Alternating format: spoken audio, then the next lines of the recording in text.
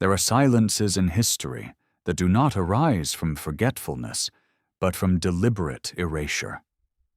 On the maps of the ancient world, beyond the northern winds, there appears a name half submerged in myth and half rooted in memory: Hyperborea. It is whispered in Greek texts as a land bathed in eternal light, a place where night itself could not reach. Some scholars see only a metaphor, a poetic invention to exalt a people beyond reach. Others linger on fragments too persistent to dismiss: vague geographies in Herodotus, cryptic hints in Pindar, passing echoes in Roman authors who struggled to explain what their predecessors had claimed. Between lines of epic poetry and fragments of travelers' tales, a shadow remains, the suspicion of a real world erased, its bones hidden under centuries of ice. Why do certain names survive while others are systematically dissolved into legend?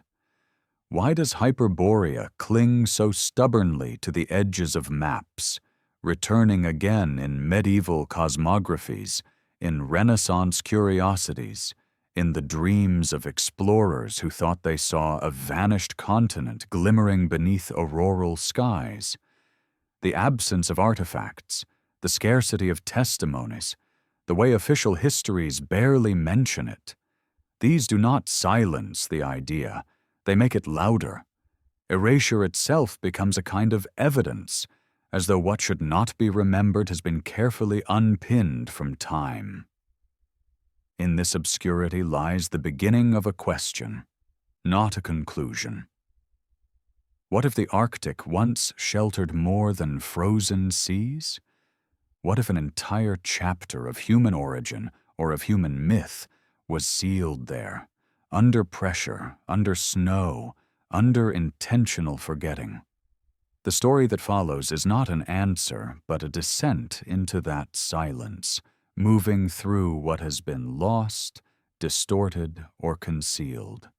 A continent that may never have existed, or may have been erased so completely that all that remains is the echo of its name. Welcome to Deformed History. If you're drawn to stories like these, the ones that live in the shadows between what we see and what was made to disappear, feel free to like and subscribe only if it feels right, and let me know in the comments where are you watching from, and what time is it for you right now.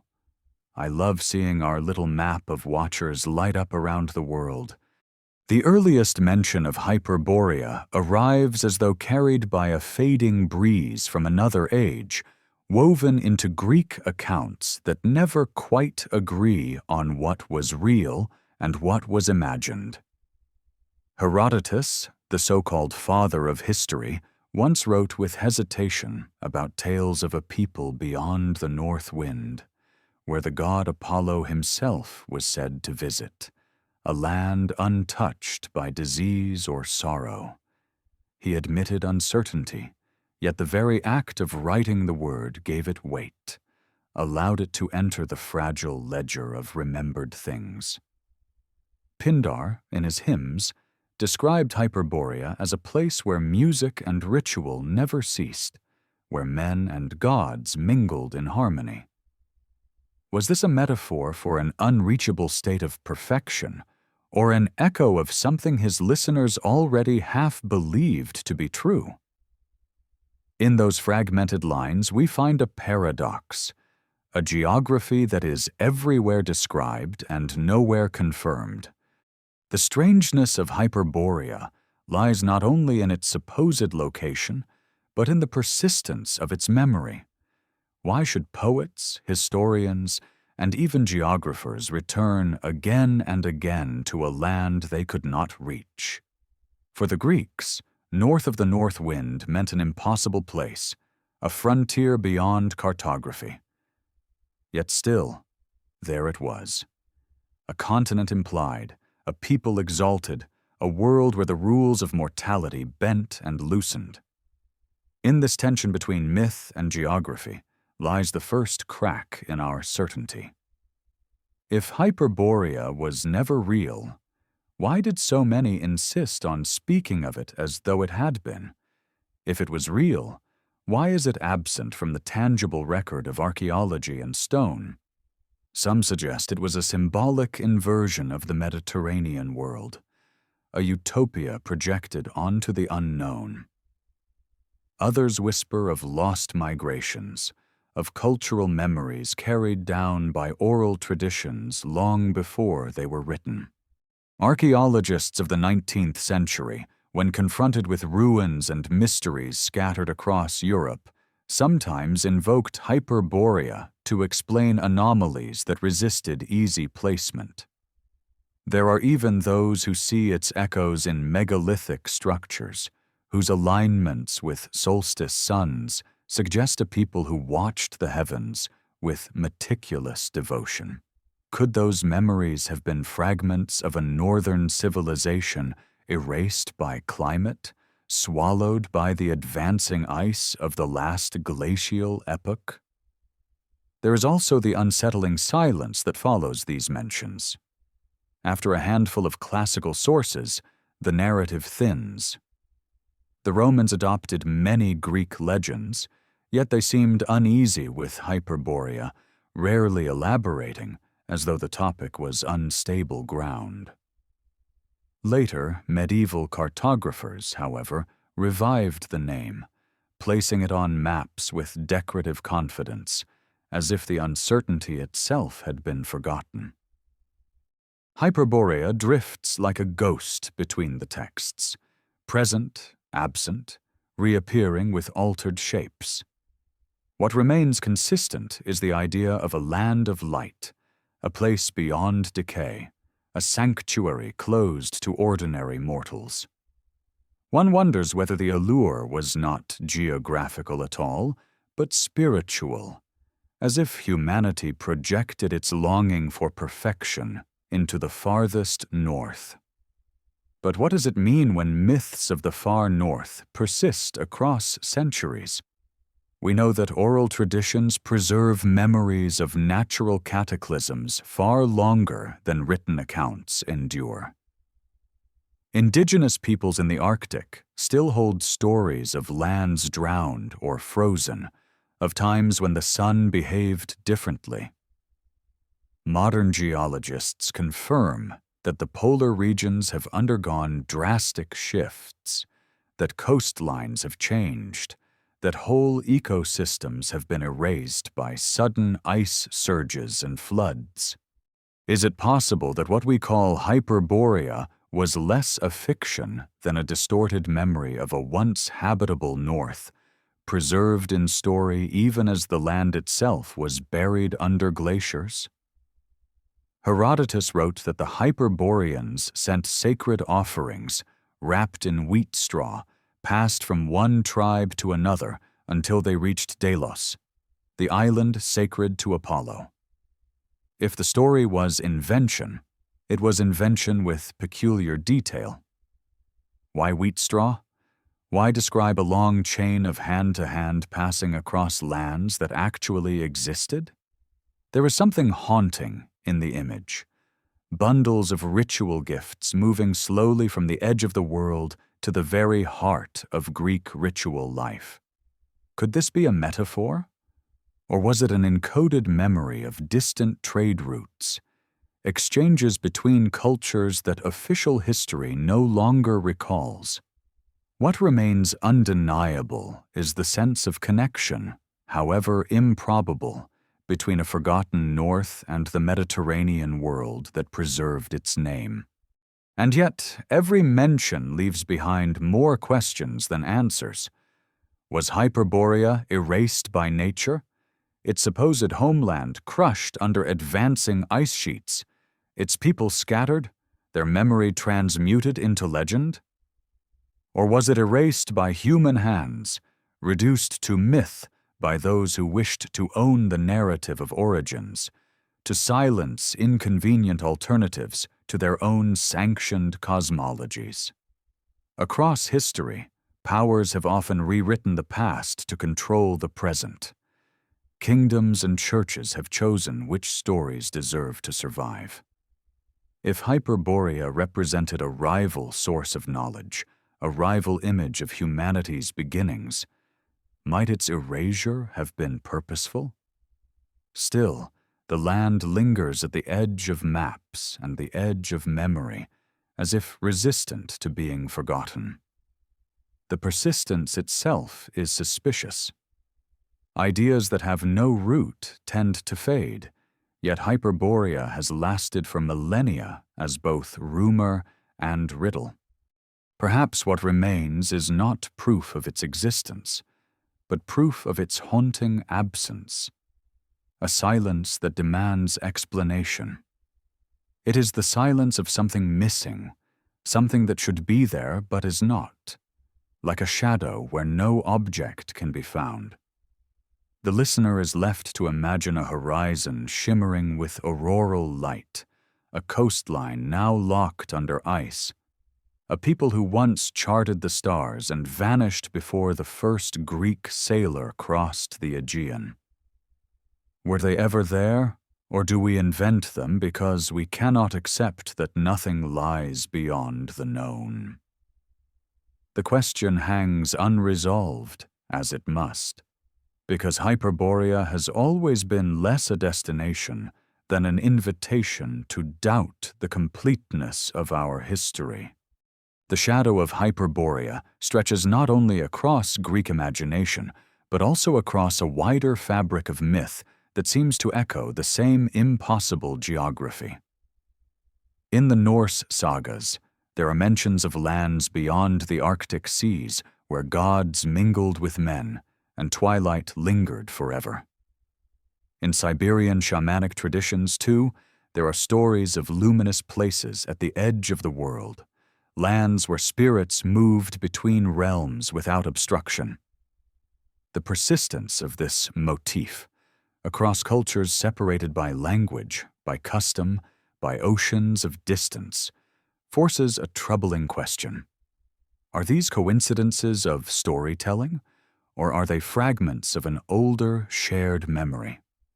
When disparate civilizations speak of a radiant north, can it be dismissed as mere poetic symmetry? Or does it betray a trace of lived reality buried under layers of myth?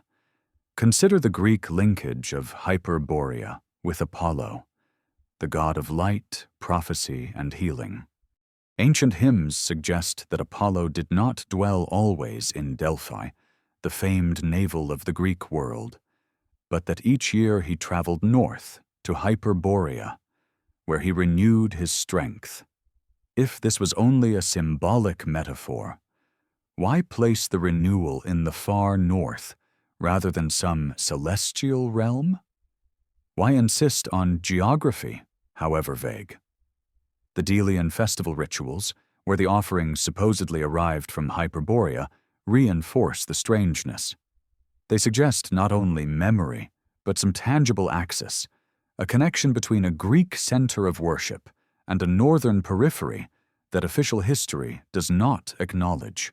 Meanwhile, other traditions, Celtic, Germanic, even fragments in Vedic hymns, speak of lands of eternal dawn, realms beyond ordinary winters where age and disease had no dominion. It is tempting to read these as archetypes, products of the human longing for paradise, but the similarities are uncomfortably precise.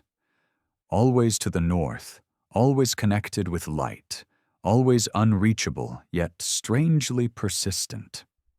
Comparative mythologists have long debated whether these echoes are the result of cultural diffusion, or whether they preserve shards of Ice Age migrations, when human groups may have indeed occupied territories much farther north than we easily imagine.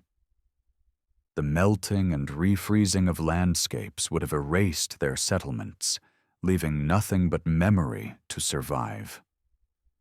Geological records confirm that the Arctic wasn't always the frozen desert it is today. There were epochs when its climate was milder, when forests reached much farther north, when great rivers flowed where now only ice reigns. Fossilized remains of temperate flora, unearthed in Svalbard and Greenland, remind us that the environment has shifted dramatically over tens of thousands of years. Could Hyperborea be a cultural echo of such habitable epochs when human life reached into regions that now seem inhospitable? If so, the myth would be less invention than memory distorted by time, an oral photograph of a vanished world. The erasure, however, is as telling as the memory. When the Roman Empire expanded, it catalogued and organized much of the known world, yet it avoided attaching weight to Hyperborea. By the medieval era, the name slipped from scholarly discourse, surviving only in marginal maps and speculative texts. It re-emerged in Renaissance cosmographies, often placed alongside other speculative lands like Atlantis or Lemuria, dismissed by modern minds as fables. But the very act of dismissal begs the question: why did it need to be erased so thoroughly, and yet why could it never be fully forgotten? If it were only a poetic symbol, history would not have needed to bury it. Symbols are harmless. Erasure suggests discomfort, even threat, as though admitting such a land might undermine other narratives about humanity's origins. Some scholars of the 19th and early 20th centuries revived the question with fresh urgency. Theosophists linked Hyperborea with a supposed root race of humanity, spinning elaborate theories that blurred myth and pseudoscience. Though such claims are now discredited, they kept alive the idea that Hyperborea represented something more than myth. Even within mainstream scholarship, anomalies surfaced. Stone alignments in northern Europe, whose astronomical precision seemed inexplicable, linguistic oddities in place, names that suggested deeper antiquity, folk tales describing suns that never set. Each was too fragile to prove anything alone, yet together they formed a murmur of evidence, a hum beneath the silence. There is also the dimension of secrecy. History is not only what is remembered, but also what is allowed to be remembered. Churches and empires have shaped the narrative of human origins for centuries, choosing which myths to canonize and which to exile as heresy or nonsense. Could Hyperborea have represented a rival cosmology, an alternative memory of where light and wisdom originated? If Apollo's true home lay not in Delphi, but in a northern land erased from the maps, what would that mean for the authority of Mediterranean civilizations that anchored themselves as the beginning of culture? The possibility of suppression hovers, not as proof, but as a shadow across the question. The silence of archaeology complicates the matter further. No ruins stand in the Arctic to testify to a Hyperborean kingdom, but perhaps expecting ruins is a mistake. If Hyperborea was ancient enough, if it was erased during the upheavals of the Younger Dryas or other cataclysms, then stone itself may not have survived. The sea has a way of swallowing entire coastlines, and ice has a way of grinding civilizations into nothingness. We know that Doggerland, once a vast land connecting Britain to Europe, now lies beneath the North Sea, erased until sonar revealed its contours. If such a land could vanish within the last 10,000 years, why not another in the high north, gone not by fantasy but by flood and ice? The absence of ruins does not settle the question. It deepens it. There is also a psychological dimension. The human mind recoils at the idea of blank spaces in its past. We prefer neat genealogies, clean origins, stories that begin in Mesopotamia or Egypt and march logically forward. Hyperborea disrupts that, suggesting an origin point outside the expected map, a source of light not aligned with established centers of power. This discomfort may explain its erasure as much as any lack of evidence. To admit Hyperborea is to admit that our story might be incomplete, that a continent or culture could vanish so completely that only myth remembers it. The persistence of the name across so many centuries remains a riddle. Why did it survive when other legends withered? Perhaps because it answered an unspoken need, the sense that perfection must exist somewhere, that the world is incomplete without a lost sanctuary beyond reach. Whether Hyperborea was real or not, it continues to serve as a mirror, reflecting humanity's unease with forgetting, its unwillingness to accept that history is closed and finished. It is less a place than an invitation to doubt, a riddle with no answer. And so the listener is left in suspension.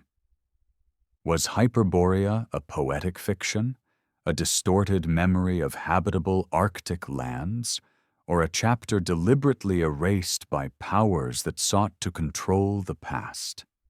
Each possibility unsettles, none resolves. The silence between them is where Hyperborea lives, a silence that endures like ice beneath the northern stars, waiting for the thaw that may never come. If Hyperborea was nothing more than an invention of poets, why then did later cultures attempt to place it on real maps? The medieval and Renaissance world was littered with atlases that tried to reconcile myth with geography. In these charts, the far north was not empty white space, but crowded with speculative continents, islands, and kingdoms. Claudius Clavus, a 15th-century cartographer, dared to sketch northern lands with strange notations that hinted at forgotten sources. Olaus Magnus, in his 16th-century Carta Marina, filled the Arctic waters with both monsters and territories, as though uncertainty required decoration. And Gerard Mercator, in his influential maps of the late 1500s, etched into the pole itself a configuration of 4 islands surrounding a magnetic mountain, drawing directly from older legends that some believe were meant to represent Hyperborea. These images, half scholarship and half speculation, reveal an unsettling pattern. The need to fix the myth upon the page, to convert whisper into outline, as though by naming and drawing the North one might restore what had been erased. The idea of Hyperborea in cartography is not merely a curiosity. It shows how myth infiltrates the very structure of knowledge. Maps are supposed to declare certainty, to mark what exists and what does not. Yet for centuries, maps admitted ambiguity, showing seas never sailed and lands never visited.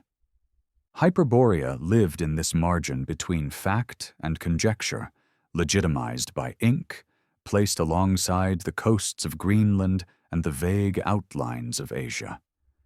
For those who looked upon these maps, the world seemed incomplete without a radiant north, a place where magnetic mountains pulled compasses and secret civilizations may have thrived. Whether or not they believed in it, they accepted that something belonged there, something unmeasured but haunting. It is here that suspicion deepens. If Hyperborea was dismissed as mere legend, why did cartographers as careful as Mercator preserve it? His sources were not random fantasies, but compilations of earlier geographic lore, much of which has since been lost. Some fragments suggest he drew from travelers' accounts now vanished, or from manuscripts jealously guarded by monastic libraries. Mercator himself admitted that he relied on ancient descriptions, though he never revealed their origin. Did he know of documents no longer available, accounts of northern lands erased from the record? Or was he simply repeating the errors of imagination? the secrecy itself is suggestive. A scholar unwilling to name sources often protects something fragile, something not meant for public scrutiny. The tension between erasure and survival emerges again. By the Enlightenment, when empiricism began to dominate science, Hyperborea was banished from maps. The polar regions were declared barren, dangerous, uninhabitable. Expeditions that reached farther north brought back only reports of ice and endless night, which seemed to refute the legends. Yet even then, faint murmurs of a lost land persisted in speculative literature and esoteric traditions. It is as if the idea could not be killed, only relocated into the undercurrent of thought, resurfacing whenever cracks appeared as the facade of certainty. The dismissal itself did not erase the memory. Instead, it made the memory sharper, defined by absence. Modern scholars often speak of Hyperborea with discomfort, lumping it alongside Atlantis and other utopian myths. But the cartographic evidence complicates dismissal. When medieval and Renaissance minds drew their maps, they were not simply indulging in fantasy. They were encoding knowledge, hearsay, and legend into systems of orientation. Maps carried authority, and their inclusion of Hyperborea suggests that, at some level, it was not seen as entirely imaginary. Even if these cartographers doubted its reality, they did not dare to leave it out.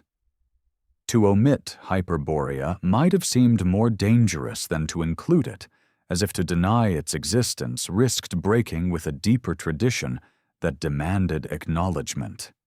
Consider, too, how maps function as instruments of power. Empires use them to claim territory, to declare what belongs and what does not. To place Hyperborea on a map is to give it a form of legitimacy, even in absence. But to later remove it is to enforce a kind of forgetting, to erase possibilities in favor of rigid certainty. Erasure, once again, becomes a tool of control. The fact that Hyperborea moved from the margins of maps to oblivion tells us more about shifting authority than about the land itself. It suggests that belief in the lost continent was not simply abandoned, but deliberately suppressed as new regimes of knowledge hardened. There is also the magnetic mountain, that strange detail repeated in Mercator's depiction of the pole. Ancient texts describe it as a place where compasses were drawn, where navigation became impossible because the earth itself pulled iron with irresistible force. Was this metaphor a symbolic way to describe the disorientation of the Arctic seas, or did it encode older observations of geomagnetic phenomena, auroras, or anomalies in the polar field? Modern science recognizes the shifting of the magnetic pole, the wandering of the Earth's invisible axis. To think that earlier civilizations may have known, however dimly, about this hidden geography of force unsettles our tidy timeline. If they knew of the pole's mysteries, how? What forgotten journeys might have brought such knowledge into circulation? The cartographic ghost of Hyperborea reminds us that maps do not merely describe the world, they shape it. By including or excluding, by exaggerating or diminishing, they enforce narratives of what is possible. Hyperborea's gradual disappearance from maps mirrors its disappearance from sanctioned history. What was once acknowledged, however uncertainly, was reclassified as nonsense. And yet, the myth survived outside official channels, stubborn as rumor, persistent as shadow. To some, it became a paradise lost. To others, a warning of civilizations erased by catastrophe. To skeptics, it was proof of human gullibility. To visionaries, it was evidence of suppressed truths. Its very ambiguity ensured its survival. And so the question lingers. Did Hyperborea ever exist as land, or only as projection? Were the cartographers drawing from ancient reports of habitable Arctic zones, remembered from ages when climate was warmer, or were they merely tracing the outlines of longing? The distinction may not matter. In either case, the repetition of the name across centuries, across maps and texts, reveals a continuity too strong to dismiss as accident. Hyperborea was remembered because it was needed. It filled a gap, a silence, an absence that terrified those who stared into blank northern seas. To leave the space empty would be to admit that history itself had holes. By drawing it, they offered comfort, however fleeting, that nothing had been entirely lost. The listener is left suspended between ink and silence, between maps that affirm and science that denies. Perhaps Hyperborea exists only in this suspension, this space between belief and forgetting. It is a place not of land, but of doubt, a coastline that withdraws whenever one approaches, an island that lives only in the act of searching. To study its maps is to confront not geography, but memory itself, fragile, shifting, untrustworthy, yet unwilling to vanish. And as the maps are closed, one cannot help but wonder whether the erasure of Hyperborea was less about truth than about control, less about disproving a myth than about commanding what may and may not be remembered. If the cartographic echoes of Hyperborea offered a visual outline of absence, the next thread that compels attention is the persistence of myth in ritual and memory. Legends of the Hyperboreans were not limited to the faint ink of maps or the hesitant notes of historians. They were embedded in practices that connected distant peoples across space and time. The Delian rituals, where sacred offerings were said to arrive wrapped in wheat straw from the farthest north, are more than curiosities in a Greek religious calendar. They suggest a living memory of contact, a chain of transmission too elaborate to invent casually. A procession of gifts traveling through tribes and cities, passed hand to hand until they reached the sanctuary of Apollo, implies not just belief, but structure, as though behind the myth lay a faint echo of ancient trade or migration. The fact that such rituals endured for centuries, repeated generation after generation, is itself a kind of evidence, not proof of Hyperborea's physical existence, but proof that its memory remained necessary to sustain cultural meaning. The offerings themselves are described with peculiar detail. Bundles of straw-wrapped items, a symbol that does not immediately fit with Mediterranean culture. Wheat straw associated with harvest, with preservation, with continuity across seasons, feels more northern, more elemental. What compelled the Greeks to include this foreign marker in their most sacred festivals? Did they inherit a ritual already ancient, perhaps older than their own civilization, adapting it to Apollo's cult while forgetting its original context?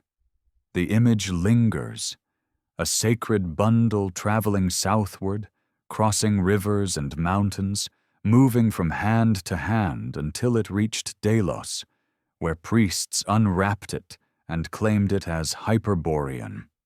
A journey without a known starting point, a procession from silence into ceremony. Rituals, after all, are not arbitrary. They preserve memory when words fail, embodying stories that cannot be told directly. In many cultures, rites encode histories of catastrophe, migrations, or encounters with the divine. If Hyperborea never existed, then the Delian rituals demonstrate how deeply humans long to anchor their myths in enacted gestures. But if it did exist, if there was once a northern land whose people connected, however faintly, with the Mediterranean, then these bundles of offerings are fragments of continuity, the last surviving fibers of a fabric otherwise lost. In either case, the ritual underscores the depth of the mystery. It suggests that the name Hyperborea was not a passing fancy, but a necessity inscribed into cultural memory. The persistence of such practices also invites comparison with other traditions where memory outlives geography. Indigenous peoples of the Arctic, from the Sami of Scandinavia to the Chukchi of Siberia, preserve myths of luminous lands, of suns that stood still, of places where ancestors once lived in abundance before disaster or exile. Many of these myths describe displacements caused by ice, storms, or sudden shifts in the heavens. When such stories are aligned with geological evidence, a haunting possibility emerges. They may encode real events of climate upheaval, passed down for thousands of years in symbolic language. Could Hyperborea be the Greek echo of such northern narratives, inherited indirectly through migrations and exchanges long before written history? The danger here is the temptation to conflate all myths into one. Yet it is not necessary to claim unity in order to sense resonance. What matters is that stories of a radiant north recur across time, even where contact seems unlikely. In ritual, in song, in cartography, in poetry, Hyperborea's presence returns. That return, again and again, hints at something more than coincidence. It speaks of a silence so large that cultures could not stop themselves from circling it, inventing names, gestures, and maps to fill the void. And yet, for every trace of memory, there is also an echo of suppression. As Christianity spread across Europe, older myths were reclassified as pagan illusions. Hyperborea, once woven into the sacred cycles of Apollo, faded from the authorized liturgy. The rituals themselves withered, replaced by new ceremonies that aligned with the Church's vision of order. What had once been acknowledged became forbidden. Here the question of erasure returns. Was Hyperborea forgotten because it was false, or was it dismissed because it conflicted with new structures of power? To admit a radiant north, a place where gods mingled freely with mortals, was to admit that sacred truth might originate outside the sanctioned framework of Rome. Silence became not merely forgetfulness but strategy. The erasure of ritual memory leaves behind only fragments, scattered references in texts, archaeological oddities, echoes in folk tradition. Scholars often dismiss these as minor curiosities, not worth serious attention. Yet when gathered together, they form a faint constellation of evidence, like stars glimpsed through shifting clouds. None prove Hyperborea, but together they refuse to let it vanish entirely. They remind us that history is never only what is preserved, but also what has been deliberately lost. To trace Hyperborea is to trace absence, and in doing so to confront the limits of what we are allowed to remember. The persistence of the myth in ritual also raises a more unsettling question. If Hyperborea was only symbolic, why was it attached to Apollo, a deity of order, prophecy, and rationality? Apollo is not a god of chaos, but of structure, of clarity, of measurable light. That such a god should withdraw each year to Hyperborea suggests that the Greeks themselves imagined the north as more than fantasy. It was a source of renewal, a place from which light itself returned. To dismiss Hyperborea as mere metaphor risks underestimating the seriousness with which it was embedded into Greek cosmology. It was not just a land beyond maps. It was a pillar in the architecture of their sacred world. In this tension between ritual memory and historical silence lies the enduring mystery. The gifts wrapped in straw, the songs sung to Apollo's northern journey, the faint maps inked centuries later. They are all fragments, like scattered shards of pottery, hinting at a vessel that no longer exists. The shape of Hyperborea can never be fully reconstructed, but its absence speaks louder than its presence ever could. It is an absence that insists upon itself, a silence that returns as whisper, as rumor, as ritual. And so the listener is left with an image both fragile and indelible, bundles of offerings, moving hand to hand across unknown distances, crossing rivers and mountains, arriving at a sanctuary that no longer remembers why. Was it invention? A ritual without origin? Or was it the last trace of a vanished land, carried south by generations who refused to let the memory die? No answer is possible, only the unsettling recognition that what is erased does not vanish, but lingers like a shadow just beyond reach. As the myth of Hyperborea seeped across centuries, it began to converge with the great narratives of catastrophe that haunt human memory. Civilizations have always spoken of lost lands, Atlantis sinking beneath the waves, Lemuria dissolved into oceans, and Mu vanishing into uncharted seas. Hyperborea, however, differs subtly from these myths. Atlantis is remembered through Plato as punishment, a moral tale of arrogance destroyed. Lemuria is a 19th-century speculation retrofitted to explain biogeographic puzzles. But Hyperborea belongs to an older stratum of memory. Its tone is not moralistic, but elegiac, not speculative, but insistent. It is less about downfall than disappearance, less about destruction than concealment.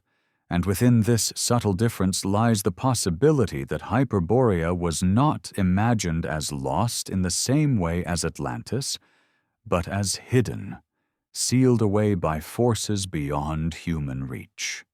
This distinction has led some scholars of comparative mythology to suggest that Hyperborea belongs to the tradition of polar myths, stories tied not to sunken continents, but to transformations of climate and axis.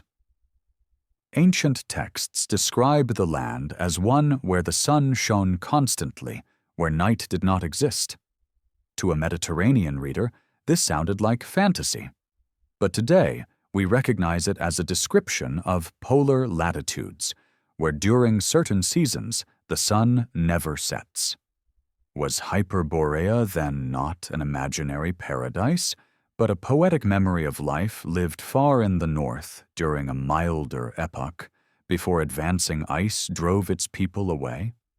The geological record speaks of warmer periods, when forests covered regions that are now tundra, when mammoths roamed landscapes now buried under glaciers. Perhaps the myth is not metaphor, but faint recollection, distorted by millennia of retelling. The younger Dryas, that abrupt cooling event nearly 12,000 years ago, reshaped the world. Ice sheets surged, seas rose, climates shifted with catastrophic suddenness. Entire regions became uninhabitable within generations. Oral traditions from multiple continents speak of floods, fires, and sudden darkness. If Hyperborea existed as a habitable northern realm before this upheaval, it would have been erased not by human malice, but by the violence of nature itself. Its people may have migrated south, their memory carried into the myth cycles of Greece, Scandinavia, and beyond. Over time, the details blurred, the geography became symbolic, but the essence endured, a land of light lost to cold, remembered as eternal yet unreachable. Here the suspicion deepens. Was the disappearance of Hyperborea simply natural, or did later powers deliberately bury its memory beneath the weight of myth? History has often chosen which catastrophes to remember and which to forget. The flood in the Hebrew Bible is canonical. The floods of Mesopotamia, India, and Mesoamerica are marginalized as local myths. In this selective remembering, what vanished from the Arctic may have been written out not only by ice but by pen, excluded from the emerging narratives of empire. If Hyperborea suggested a rival origin for wisdom, if it hinted that human civilization did not begin solely in the fertile crescents of Mesopotamia or the Nile, then silencing it would serve the consolidation of authority. To admit another cradle of culture in the far north would fracture the tidy genealogies of power. The resonance of Hyperborea with catastrophe myths cannot be ignored. Ancient Greek authors described its people as immune to disease, untouched by age, living in harmony with the divine. Such imagery, while fantastical, mirrors how displaced peoples often remember their lost homelands, idealized, perfected, cleansed of hardship. Survivors rarely remember catastrophe directly. They remember the world before it. In this sense, Hyperborea may be less about the land itself and more about the longing of exiles, a dream of what was lost when nature turned hostile. The Arctic became the stage for paradise, not because it was truly perfect, but because memory requires perfection to soften trauma. Paradise, after all, is often the name we give to the world before it was destroyed. Even so, the persistence of the Hyperborean motif in multiple traditions complicates this interpretation. Norse myths speak of realms beyond the cold seas, of luminous lands where gods themselves traveled. Siberian oral histories recount times when the northern world was abundant, only to collapse under ice. Native traditions in North America describe long migrations from polar regions before settling farther south. The parallels are too consistent to dismiss as coincidence. Whether Hyperborea itself existed or not, the convergence suggests that humanity carries deep memory of lost northern habitats. These memories, scattered across cultures, form a kind of shared archive, whispering of a past unrecorded by stone or parchment. The unease grows when one considers how quickly such memories were erased from sanctioned knowledge. The Enlightenment demanded clarity, evidence, proof. Hyperborea could not survive in that climate of thought, and so it was relegated to the realm of fantasy. Yet even as it was dismissed, scholars could not resist drawing faint parallels. The possibility that myths preserve climate memory, that stories encode geological upheaval. Today, with the science of paleoclimatology, we recognize that oral traditions can preserve memory of events thousands of years old. Aboriginal stories in Australia recall sea level rise from 12,000 years ago with uncanny accuracy. Could Hyperborea be another such memory, blurred but not extinguished? If so, the silence that followed was not natural forgetting, but suppression by intellectual regimes unwilling to admit myth as history. And there remains the magnetic pull of the idea itself. Even in the modern world, writers and thinkers return to Hyperborea. It appears in esoteric literature, in speculative histories, in whispers of secret societies. Its name is invoked by occult movements, by poets, by philosophers of the North. This persistence cannot be explained solely by coincidence. There is something in the name, in the idea, that refuses to vanish. It is as though Hyperborea has become less a land than a symbol of resistance against erasure, a reminder that history is never as complete as it claims to be. The silence around it, the suppression of its memory, only intensifies its allure. The listener is left, again, in a place of uncertainty. Hyperborea may have been destroyed by ice, or it may have been buried by the pen of empire. It may never have existed at all, and yet the consistency of its memory across cultures betrays a depth too profound to ignore. It is both real and unreal, both land and absence, both history and longing. And as the silence stretches, one cannot help but wonder whether what we call Hyperborea is not a continent at all, but a memory of catastrophe itself, encoded in myth so that we would not forget, even as the world conspired to erase it. If Hyperborea is remembered as a land erased by catastrophe, then the question arises: who were its people, and what traces of them remain? Greek authors described them as blessed, long-lived, untouched by sickness or war. To the rational mind, these are clearly mythic exaggerations. Yet even exaggeration is rarely invented without seed. Behind the veil of idealization may lie fragments of a culture that once existed at the margins of memory.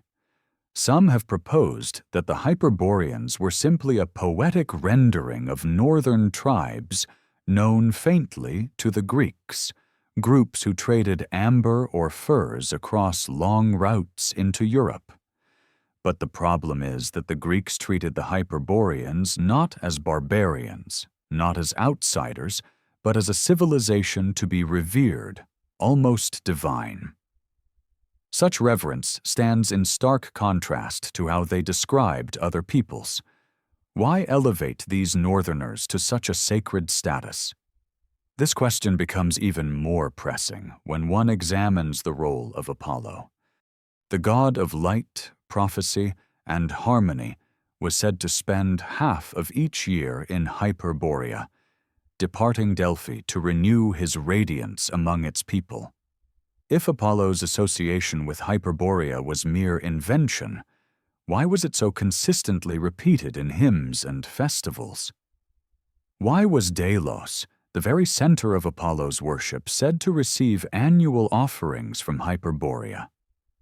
One possibility is that the Greeks were preserving a faint cultural memory of exchanges with peoples from the north, perhaps during earlier migrations.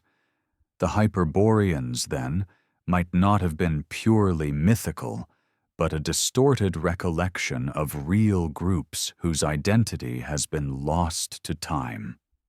Anthropologists point to the possibility that ancient memories of migrations from the north influenced southern mythologies.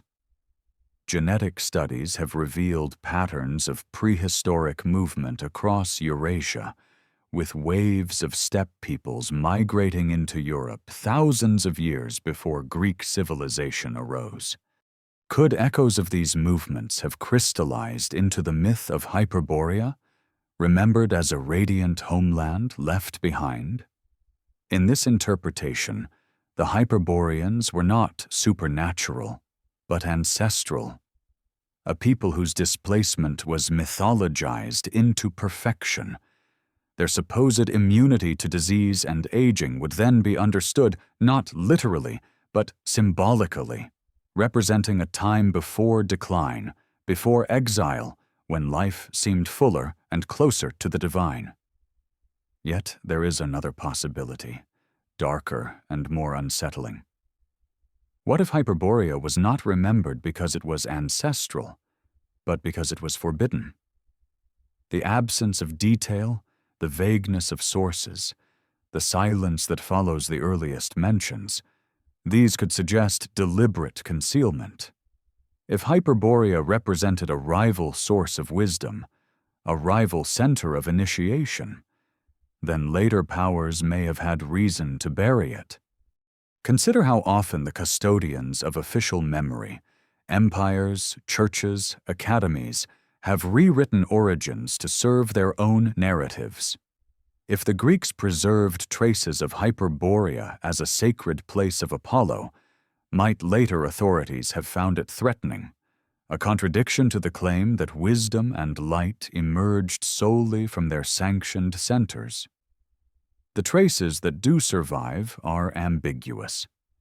In myths, the Hyperboreans were said to live in perpetual music and celebration, sending sacred gifts southward.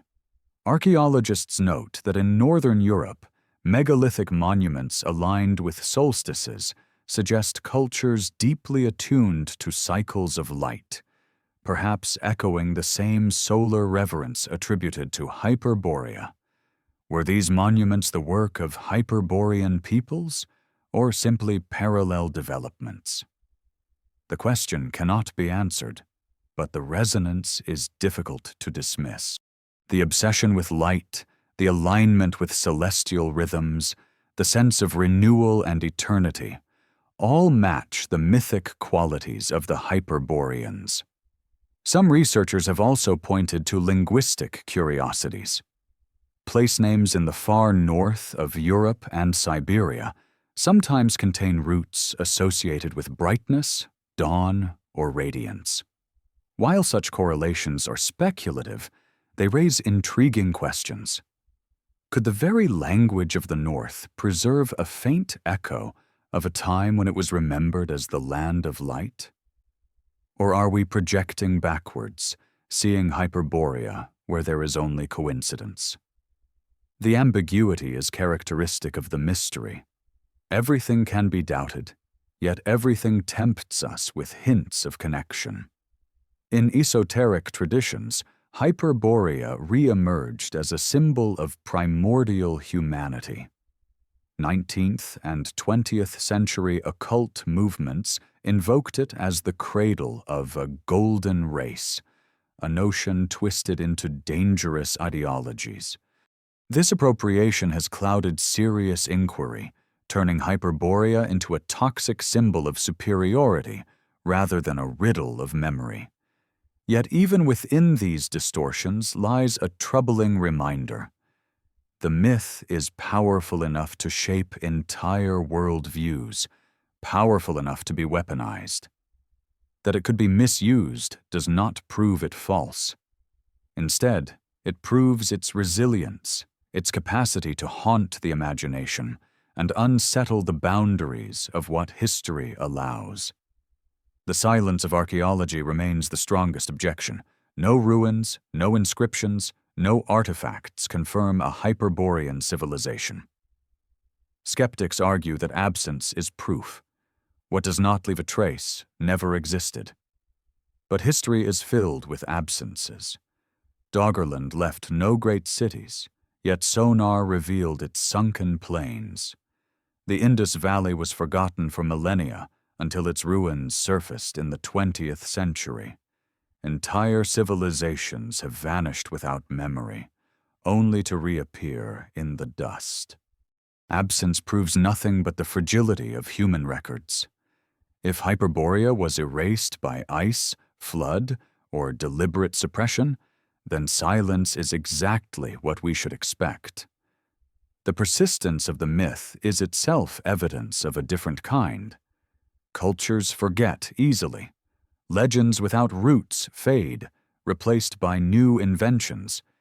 Yet Hyperborea has endured for over 2,000 years, carried through poetry, ritual, cartography, esotericism, even into modern speculation. Such endurance suggests that something real, however faint, continues to anchor the story. Whether that reality was geographical, ancestral, or symbolic remains unresolved. But the fact that Hyperborea cannot be forgotten tells us that it is more than fantasy. It is a silence that demands to be remembered.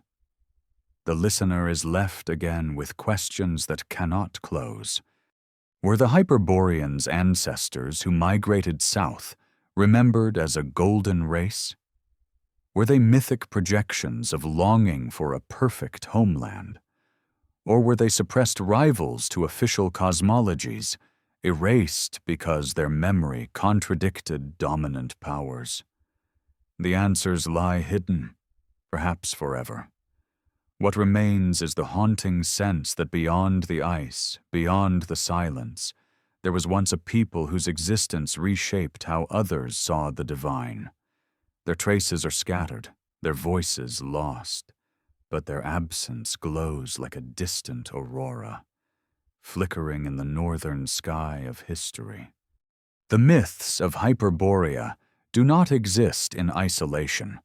They resonate like faint chords within a larger symphony of ancient traditions that hint at forgotten poles, vanished homelands, and radiant lands now beyond reach.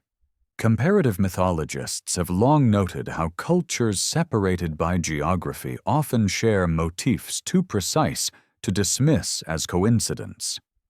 In India's Rig Veda, there are hymns that speak of a dawn without end, of gods who dwell in luminous realms where the cycle of day and night is unlike that of ordinary lands. In Zoroastrian texts, we find mention of Veja, a primeval homeland of light and purity, later abandoned after it was seized by long winters and ruinous cold. Norse sagas, meanwhile, describe realms to the north where gods themselves travel, places radiant with strange brightness, even amid the world of ice. Though each tradition belongs to its own cosmos, the echoes converge. A lost land of light, displaced by catastrophe, remembered as a place where humanity touched divinity. Hyperborea may be the Greek fragment of this wider tapestry, a local name for a universal motif. What unsettles is the way these stories blur into geological fact. We know that during the Pleistocene, climates shifted with astonishing speed. Lands that were once fertile became deserts. Forests turned to tundra.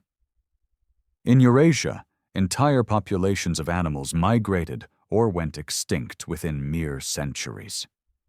If humans had established themselves in far northern regions during warmer intervals, they would have been driven out suddenly, carrying their memory southward. To explain such upheaval, myths clothed trauma in language of gods, eternal dawns, and radiant homelands. The Rigveda's luminous dawn, the Iranian paradise turned to ice, the Greek Hyperborea, all may be cultural translations of the same geological violence. Behind the poetry lurks the hard reality of ice advancing, of climates collapsing, of exile from lands once beloved. And yet, the myths go further than simple recollection. They often attribute to these northern realms qualities of renewal, of eternal life, of divine connection. This raises an uncomfortable question. Were these qualities purely symbolic? Or did the people who once lived there cultivate knowledge that seemed to others as supernatural? When the Greeks described Hyperboreans as immune to disease and old age, did they imagine immortality? Or were they recalling practices of healing, of astronomy, of cycles of time that were advanced compared to their own? The absence of direct evidence leaves only speculation. But history shows us that displaced cultures are often remembered with exaggeration by those who inherit fragments of their legacy. What might have been skill in medicine, harmony with natural rhythms, or mastery of astronomy could easily transform into the myth of divine perfection once the people themselves vanished. The convergence of myths also suggests forgotten networks of cultural exchange. Ancient trade routes stretched farther than we often admit. Amber from the Baltic reached Greece. Obsidian from Anatolia traveled across half a continent. Stories, no less than objects, would have followed those routes. If Greek poets sang of Hyperborea, it may be because traders carried northern stories into their orbit. Likewise, Indo-Iranian hymns may have inherited echoes from even earlier migrations, when human groups carried both language and myth across steppes and mountains. Hyperborea, then, would not be an isolated fiction, but a node in a vast web of memory stretching from the Arctic Circle to the Mediterranean, from the Himalayas to the northern seas. Its disappearance would reflect not absence, but dispersal, the scattering of memory across cultures that no longer recognize their shared origin. Still, the pattern of suppression persists. The comparative framework, though compelling, has rarely been embraced by orthodox scholarship. To admit that myths from Greece, Iran, India, and Scandinavia might preserve common memories of a vanished homeland is to challenge tidy boundaries of history. It risks suggesting that civilizations did not emerge in isolation, but share deep, forgotten roots. Such suggestions unsettle academic certainty, threatening narratives built on clear divisions between myth and history. And so, the parallels are acknowledged cautiously, often dismissed as coincidence, relegated to the margins of speculation. Once again, Hyperborea is silenced not because it lacks resonance, but because its resonance is too troubling. Even so, modern science offers hints that encourage reconsideration. Astronomers and climatologists have examined the cycles of Earth's axial tilt, the precession of equinoxes, and the shifting of polar climates. They recognize that during certain epochs, high latitudes experienced long seasons of stability, capable of supporting forests and human life. Fossilized remains confirm that mammoths, horses, and even temperate plants thrived far north. If humans occupied these regions during those intervals, their descendants would have preserved memories of lands where the sun behaved strangely, where night disappeared for months, where abundance was later replaced by devastation. Such details match too closely the descriptions in myth to dismiss entirely as imagination. Science, reluctantly, begins to circle back to what myth has insisted all along, that the North once held more than frozen silence. The question that remains is why these convergences persist in secrecy, why they remain whispers rather than accepted truths. One answer is the fragility of memory itself. Oral traditions are endlessly reshaped, details blur, symbols replace facts. Another answer is political. Powers that define history often decide which memories deserve legitimacy. Hyperborea, with its hints of a rival origin, contradicts the narrative that civilization's light emerged solely from the south, from Mesopotamia, from Egypt, from Greece. To admit a northern cradle is to fracture the authority of those genealogies. Perhaps that is why Hyperborea has always been relegated to the realm of myth, not because it was disproven, but because it was too disruptive to acknowledge. And yet the myths endure. They weave through poetry, cartography, ritual, and folklore, refusing to die. They remind us that forgetting is never complete, that even when a land is erased, its shadow persists in stories, in songs, in names that refuse to vanish. Hyperborea may never be proven by archaeology or geology, but its presence in the human imagination is undeniable. It is the memory of a North that once mattered, a North that may have been a homeland, a sanctuary, or a paradise destroyed. Its persistence is not proof of its reality, but proof of its necessity. Humanity needs Hyperborea, whether as history, symbol, or longing, to remind us that what is lost is not truly gone.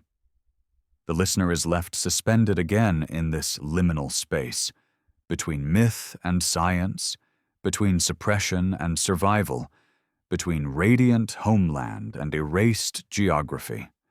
Was Hyperborea the shared memory of ancient peoples scattered by ice?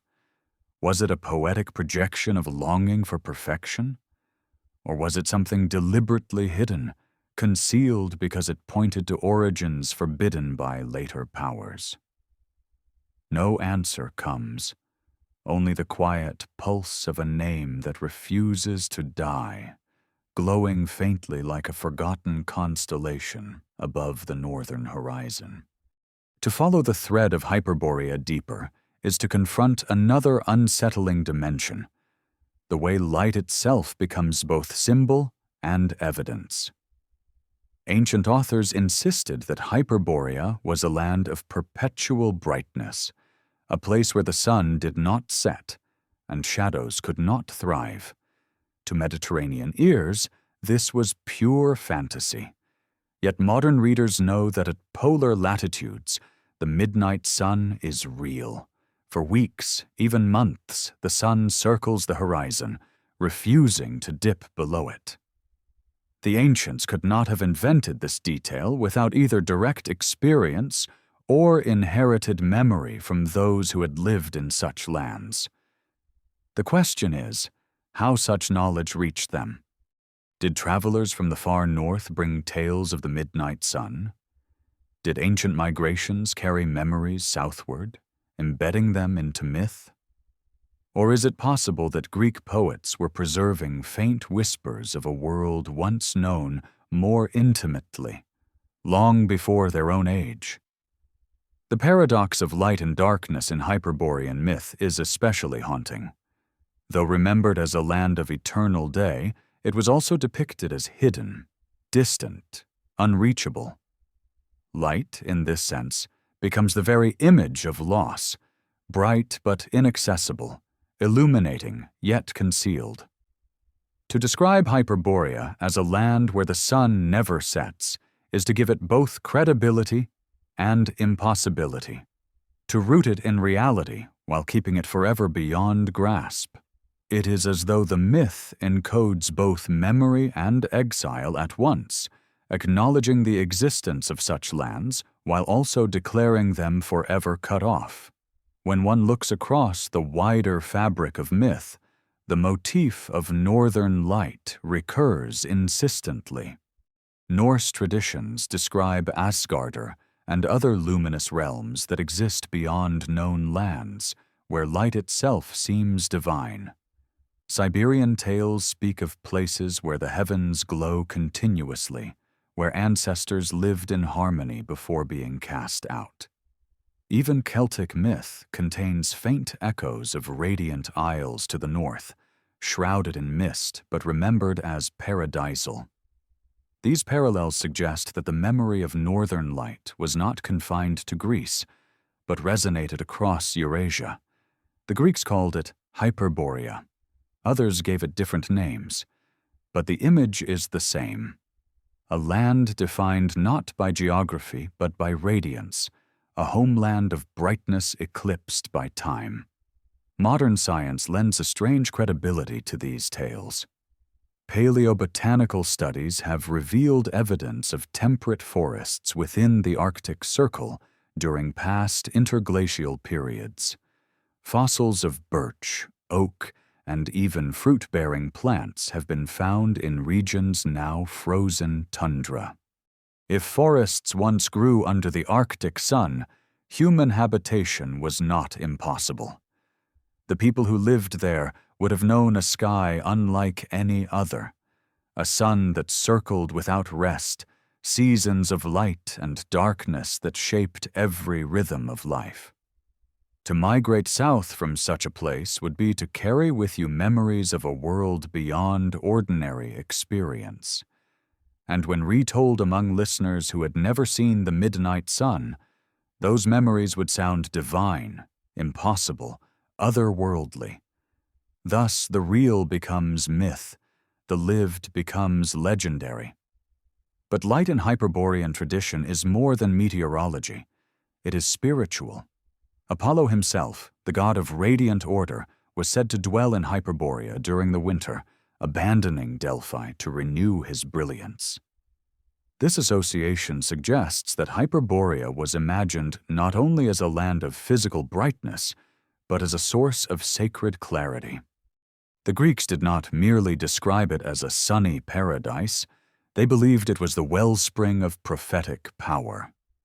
Apollo's oracle at Delphi, the very center of Greek spiritual life, was incomplete without Hyperborea. Such an association cannot be easily dismissed as poetic ornament. It implies that the Greeks themselves believed their most central rituals were connected to a faraway land of light. Whether or not they understood the origins, the link was preserved, woven into their theology. Here, again, suspicion arises. Why tie the god of light to a land so distant and so inaccessible? If the Greeks sought only to elevate Apollo, they could have placed his renewal in Olympus or in some celestial realm. Yet they insisted on Hyperborea. The choice is telling. It suggests that they were not inventing arbitrarily, but preserving a tradition older than themselves, one they could not fully explain but dared not abandon. Apollo's connection to Hyperborea is one of the strongest hints that the myth encodes cultural memory rather than mere metaphor. It binds the luminous north to the sacred south, as if to declare that wisdom itself requires a forgotten origin. The paradox of brightness and silence grows deeper when one considers how thoroughly the myth was later erased. During the Enlightenment, Hyperborea was dismissed as fantasy. The midnight sun was explained scientifically, stripped of its mythic aura. Apollo's journeys were reduced to allegory. Yet even in dismissal, the fascination persisted. Poets, mystics, and explorers continued to invoke Hyperborea, sensing in it a secret that could not be dissolved by rationalism. In modern times, writers of esoteric traditions have reclaimed it as a symbol of primordial wisdom, a land of purity untouched by corruption. Though distorted by ideology, the persistence of the myth suggests that Hyperborea remains necessary, not as geography, but as archetype, as reminder of what is lost and what refuses to be forgotten. This brings us to a final tension.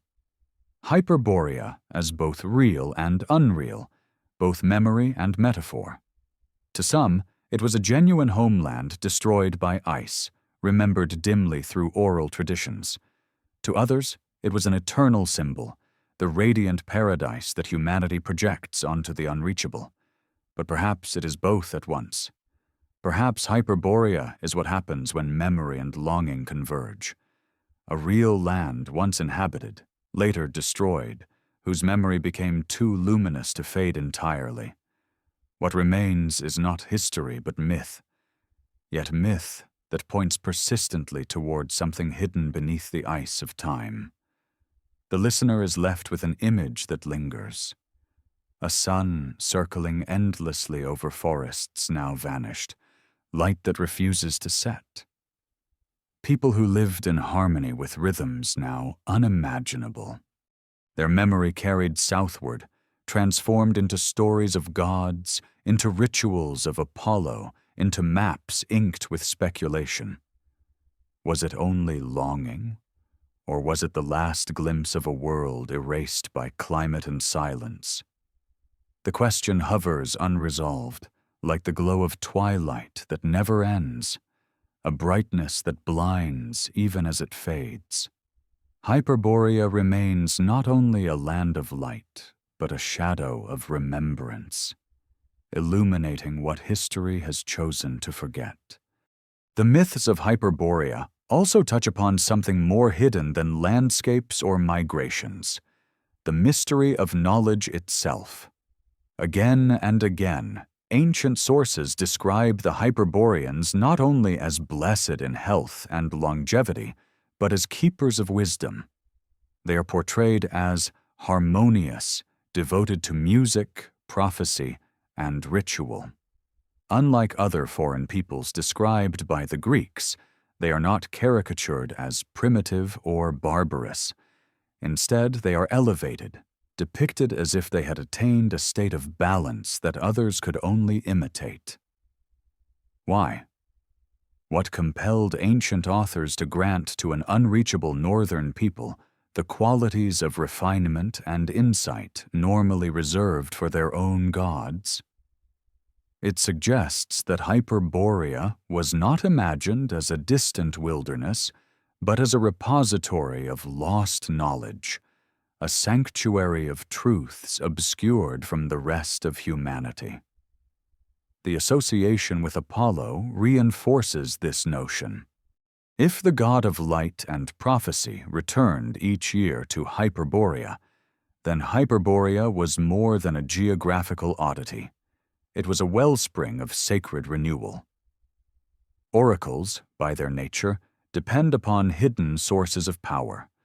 For Delphi to be nourished by Hyperborea implies that Greek spiritual authority was symbolically tethered to the north.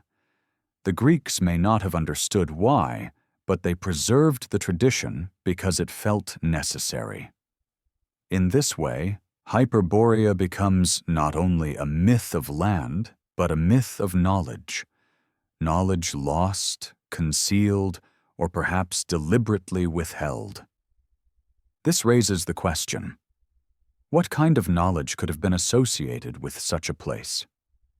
Scholars of comparative religion note that myths often encode astronomical or cosmological truths. The Hyperboreans' association with light, harmony, and eternal balance could point to an ancient awareness of celestial cycles, perhaps linked to precession or to the unique movements of the sun at polar latitudes. The idea that Apollo renewed himself there each year might represent an astronomical rhythm now obscured. Such knowledge, once embodied in ritual, would have seemed divine to later cultures. Its origin in a faraway land would have heightened its mystery, making Hyperborea less a physical homeland than a symbolic library of forgotten science. Yet this interpretation alone does not dissolve the unease. If Hyperborea was merely a symbolic construction to preserve astronomical lore, why tie it so specifically to geography, to a northern land beyond the wind? Why insist that offerings traveled from Hyperborea to Delos? Why not locate the myth entirely in the heavens? The stubborn geography suggests more than metaphor. It hints at a real place whose memory carried with it not only ritual, but fragments of intellectual heritage. And if so, its erasure becomes more troubling. It is one thing for nature to bury a civilization under ice. It is another for history to bury its knowledge under silence. There is also the possibility that Hyperborea represents not a single civilization, but a convergence of memories of multiple northern peoples, all erased by time. Archaeologists remind us that long before the rise of Greece, Europe was inhabited by cultures whose monuments still perplex us: stone circles, dolmens, alignments that chart solstices and equinoxes with precision. To many, these remain mute stones, but to the ancients, perhaps, they were signs of a forgotten wisdom, a remnant of peoples who once understood the heavens in ways later generations could not. To label such ancestors Hyperborean may have been to grant them a name, a mythic identity, when their real identities were already lost. In this sense, Hyperborea could be less a place than a memory map, a name for whatever civilization seemed older, purer, and unreachable. This leads to a darker reflection: the control of knowledge. Throughout history, ruling powers have determined which memories survive. Libraries burned, manuscripts suppressed, traditions labeled heretical. If Hyperborea represented an alternative lineage of wisdom, one that threatened official narratives of origin, then its silencing may have been deliberate. The Greeks remembered enough to honor it, but later institutions may have preferred to bury it. The few mentions that survive feel like faint cracks in a wall of forgetting, glimpses of something once known but later prohibited. Knowledge erased is always more haunting than knowledge never possessed, because its absence is felt as wound. And yet, fragments return. In medieval esotericism, Hyperborea reappears as a hidden realm, a polar paradise where secret wisdom is preserved. Renaissance thinkers whispered of a magnetic pole, a mountain of knowledge at the center of the world. In the 19th century, occultists reimagined Hyperborea as a cradle of humanity's first race, distorting the myth into racial ideology. These misuses do not erase the core. They reveal how desperate humanity remains to reclaim the idea of a northern sanctuary of wisdom. The myth survives because the hunger for forgotten knowledge survives, and because silence never satisfies. What was buried refuses to remain buried. Modern perspectives add another layer of unease. The Arctic itself has become a field of research into climate change, revealing landscapes long hidden beneath ice.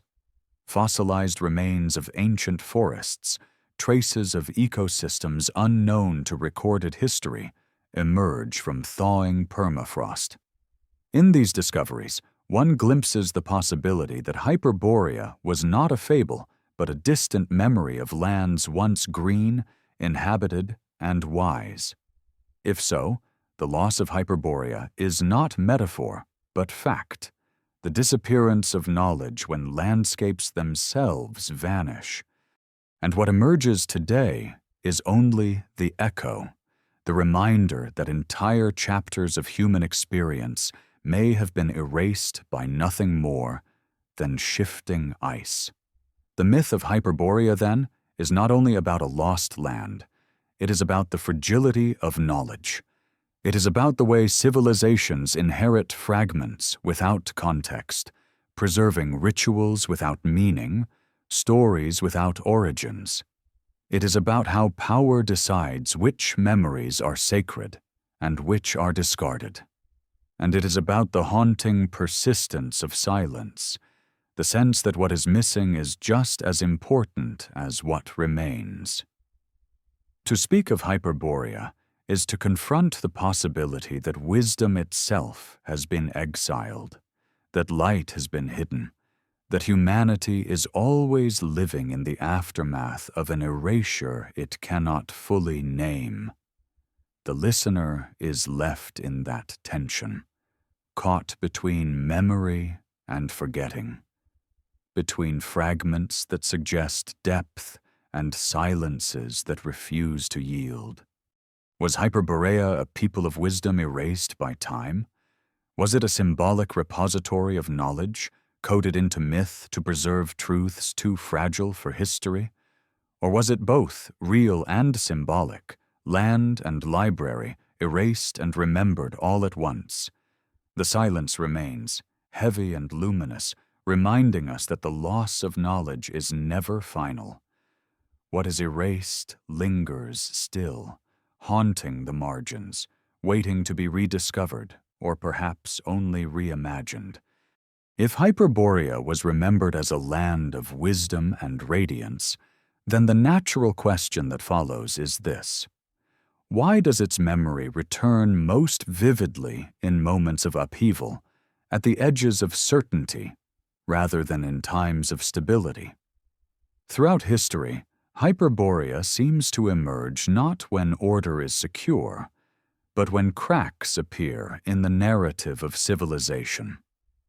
During the Greek Archaic period, when the world was still being mapped, poets sang of it.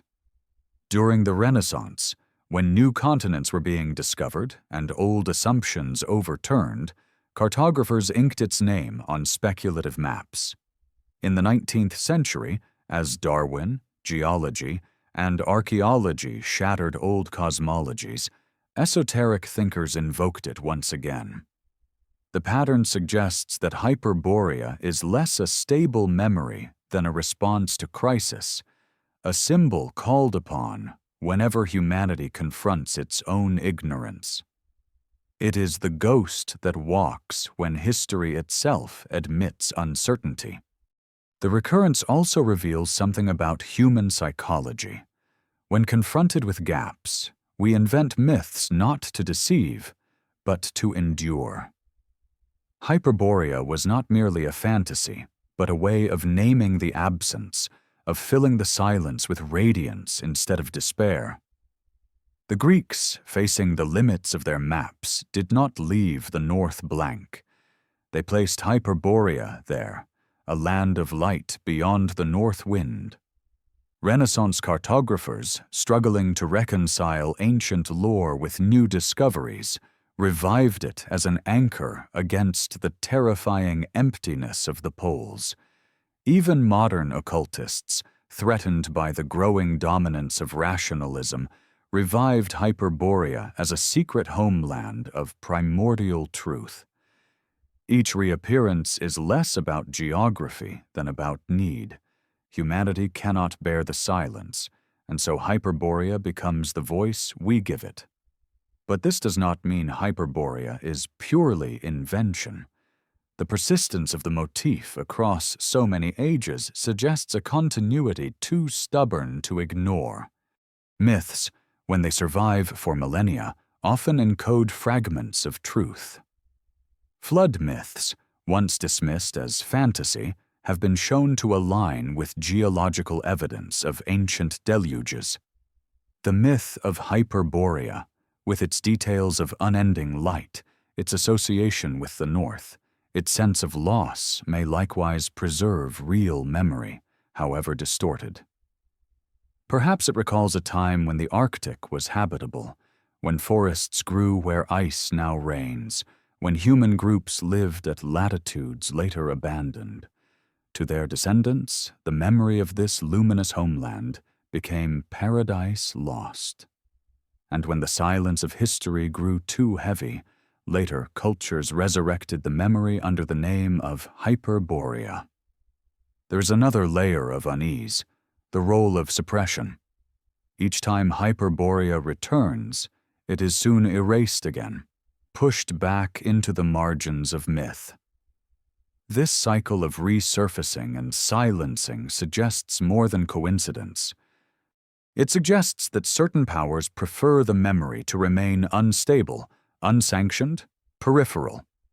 Empires prefer clear genealogies of origin, civilization beginning in Mesopotamia, or in Egypt, or in Greece. A rival origin in the far north fractures that clarity, threatens authority, destabilizes narratives of legitimacy. If Hyperborea carried connotations of wisdom, of sacred renewal, of primordial knowledge, then its suppression was not accidental, but strategic.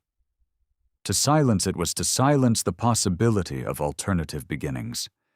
Even so, whispers persist.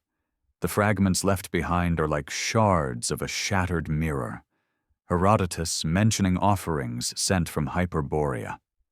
Pindar singing of its radiance. Mercator sketching its islands around a polar mountain. Esoteric texts declaring it a cradle of humanity. None of these fragments connect seamlessly, yet together they suggest an image too coherent to dismiss entirely. The refusal of Hyperborea to vanish fully is perhaps its most haunting quality. Myths without roots fade, but Hyperborea endures, returning in times of doubt as though it cannot be forgotten, as though it waits for recognition that never comes. Modern science complicates the story further. In recent decades, studies of paleoclimates have revealed astonishing shifts in the Earth's north. Fossilized remains of temperate plants have been found in Greenland. Evidence of ancient boreal forests lies beneath permafrost. Sediment samples suggest that during interglacial periods, vast regions of the Arctic were habitable. These discoveries do not prove Hyperborea, but they remind us that the myth may not be pure invention. There were epochs when the North was alive, green and abundant, capable of sustaining human life. The descendants of those who lived there may well have carried memories southward, transforming lived experience into mythic paradise. If Hyperborea was never a single land, it may have been the collective memory of all these lost northern worlds, crystallized into one name. What remains most troubling is the silence that surrounds it. Hyperborea is never fully denied, but never fully accepted. It hovers between categories, too real to vanish, too inconvenient to acknowledge. This ambiguity is itself revealing. History often treats inconvenient truths this way, not erased completely, but blurred into myth, so that they may be dismissed without being forgotten. The myth of Hyperborea may be the fossil of such a process, a reminder of how power chooses which memories live and which are exiled into the realm of fable. The persistence of the name also reveals the fragility of certainty. For centuries, scholars insisted that the world began with their chosen civilizations. Yet Hyperborea stands at the margins, whispering of another beginning, another origin, another way of seeing. Whether it was a real land destroyed by ice, a cultural memory of ancient migrations, or a symbolic projection of longing, its refusal to vanish tells us something essential. History is not complete. There are chapters missing, chapters deliberately concealed, chapters written not in stone or ink, but in silence. The listener is left, once again, with the same haunting question. Why does Hyperborea endure? Is it because it once existed, and memory refuses to let go? Or is it because humanity needs a name for what is lost, for the silences that history cannot bear? Perhaps it is both. A land that once was, erased by nature and by power, and a symbol that survives precisely because erasure can never be complete. The silence around Hyperborea is not empty. It is full, resonant, glowing faintly like aurora across the northern sky, reminding us that even what is hidden leaves behind a light that will not fade. When Hyperborea is remembered not only as a vanished land, but as a forbidden memory, one begins to see how it reflects the deeper struggle between myth and authority. Across time, the story of Hyperborea has been stretched between two poles: the persistence of collective memory and the force of suppression. At its heart lies a troubling question: who decides what is remembered, and who benefits from what is forgotten? In the case of Hyperborea, the balance seems to tilt repeatedly toward erasure. Classical writers preserve its name, but surround it with vagueness. Medieval theologians avoid it almost entirely. Enlightenment scholars declare it irrelevant, a fantasy for poets. And yet, like a shadow in the periphery, it remains, waiting for cracks to appear in the fortress of official history. This cycle of silence and resurgence tells us as much about power as it does about myth. For if Hyperborea had no weight, it would not need to be silenced. Myths of distant islands and imaginary beasts were tolerated, sometimes even indulged, without threat to the established order.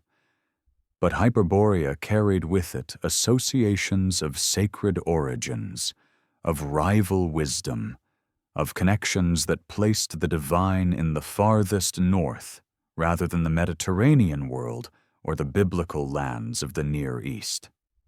To acknowledge it too openly was to fracture the axis of authority.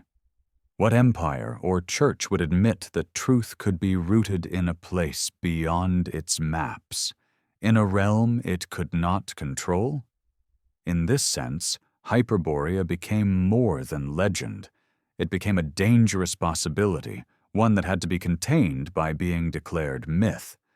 Its erasure was not passive forgetting, but active denial. The echoes of this denial surface in small, telling ways.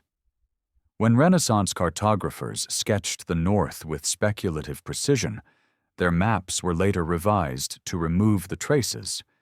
When poets spoke of Apollo's journey to Hyperborea, later commentators reframed it as metaphor, stripping it of geographical implications.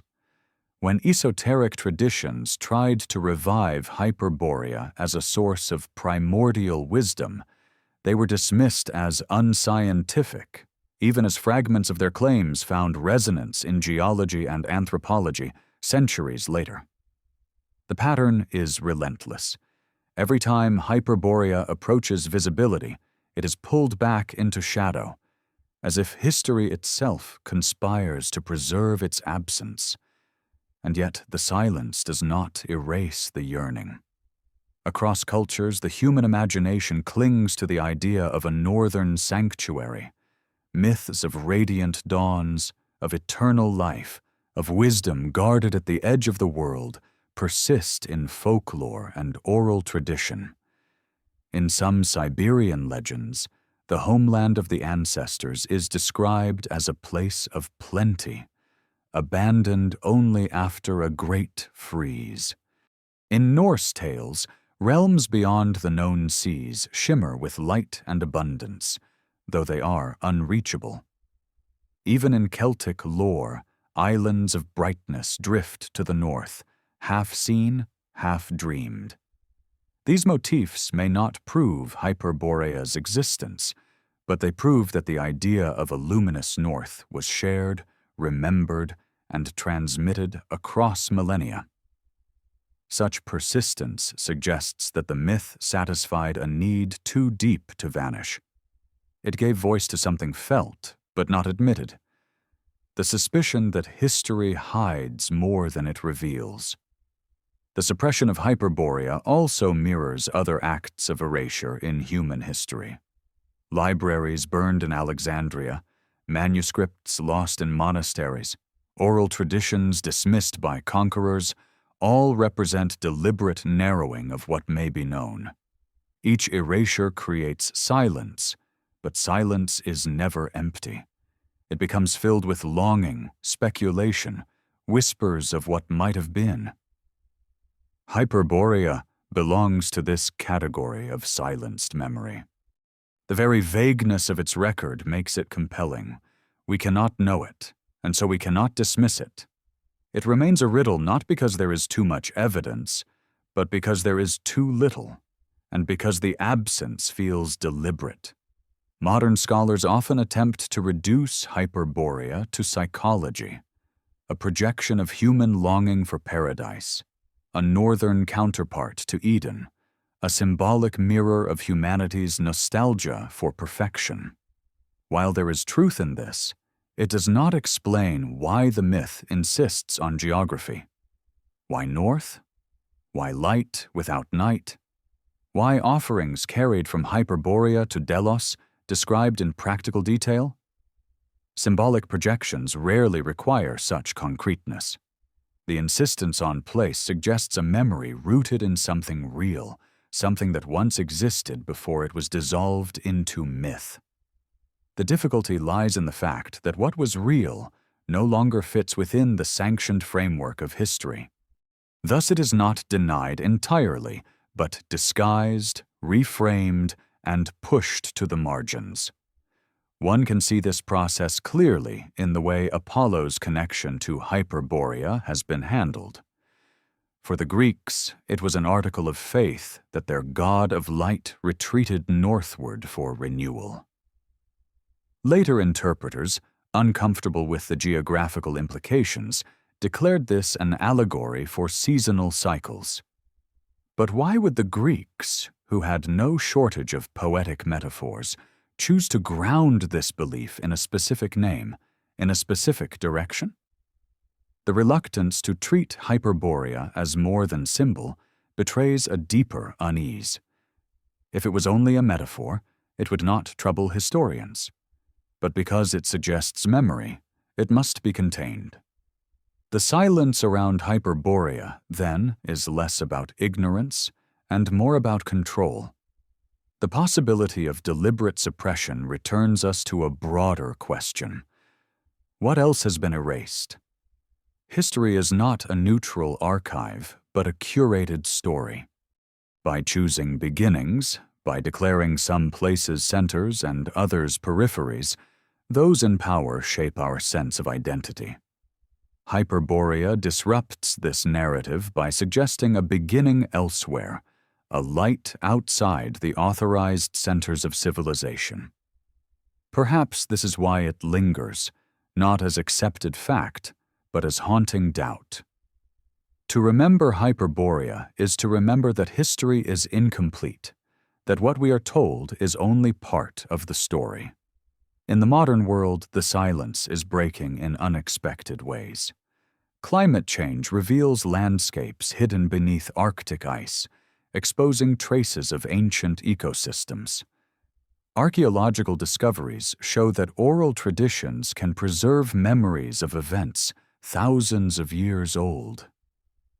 Science begins to confirm what myth has always suggested, that the past is larger, stranger, and more fragmented than official histories admit.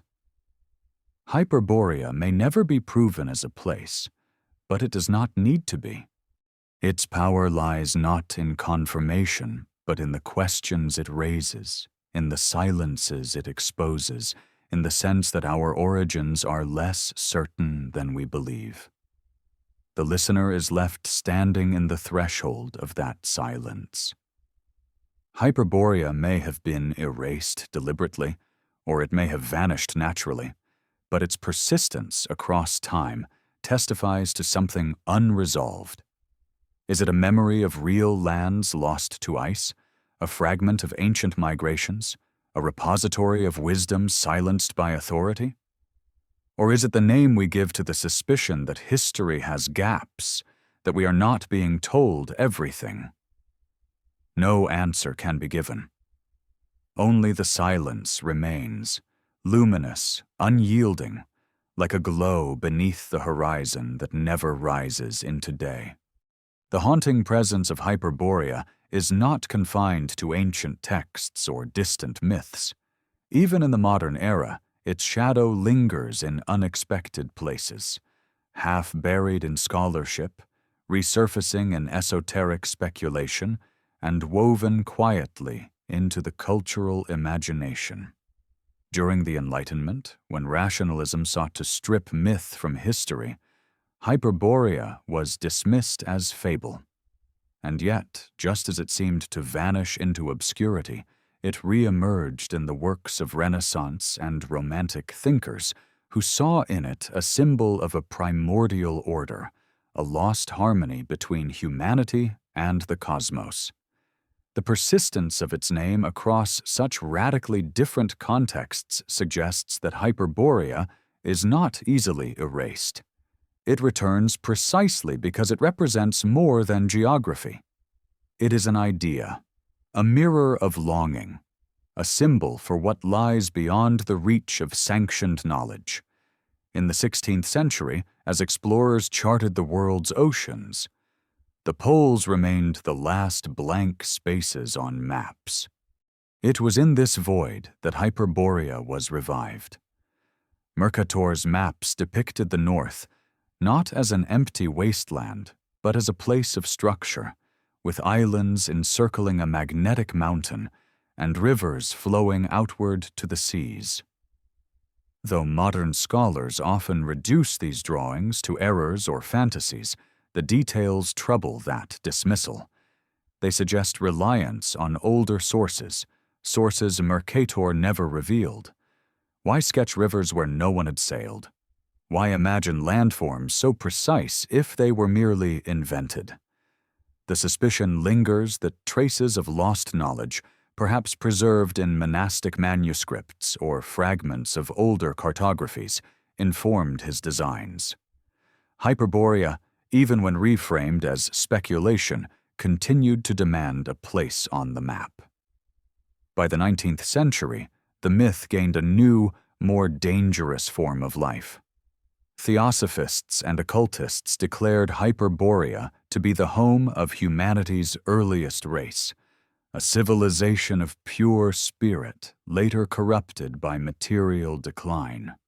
While their claims often veered into pseudoscience and ideology, the intensity of their fascination reveals how powerful the myth remained. It was not enough for them to dismiss Hyperborea as legend. They needed it to be the origin of all origins. Though their theories distorted the myth into racial hierarchies and fantastical genealogies, they inadvertently preserved its core function. Hyperborea, as a name for what is hidden, for what official narratives refuse to acknowledge. Even in distortion, the myth survives because it fills the silence with meaning. In academic circles, Hyperborea fared little better. Historians and archaeologists preferred to treat it as a poetic metaphor, a symbolic construct of the Greeks. Yet even here, hints of unease emerge. Comparative studies in the 19th and 20th centuries began to notice parallels between Hyperborean motifs and myths from distant cultures.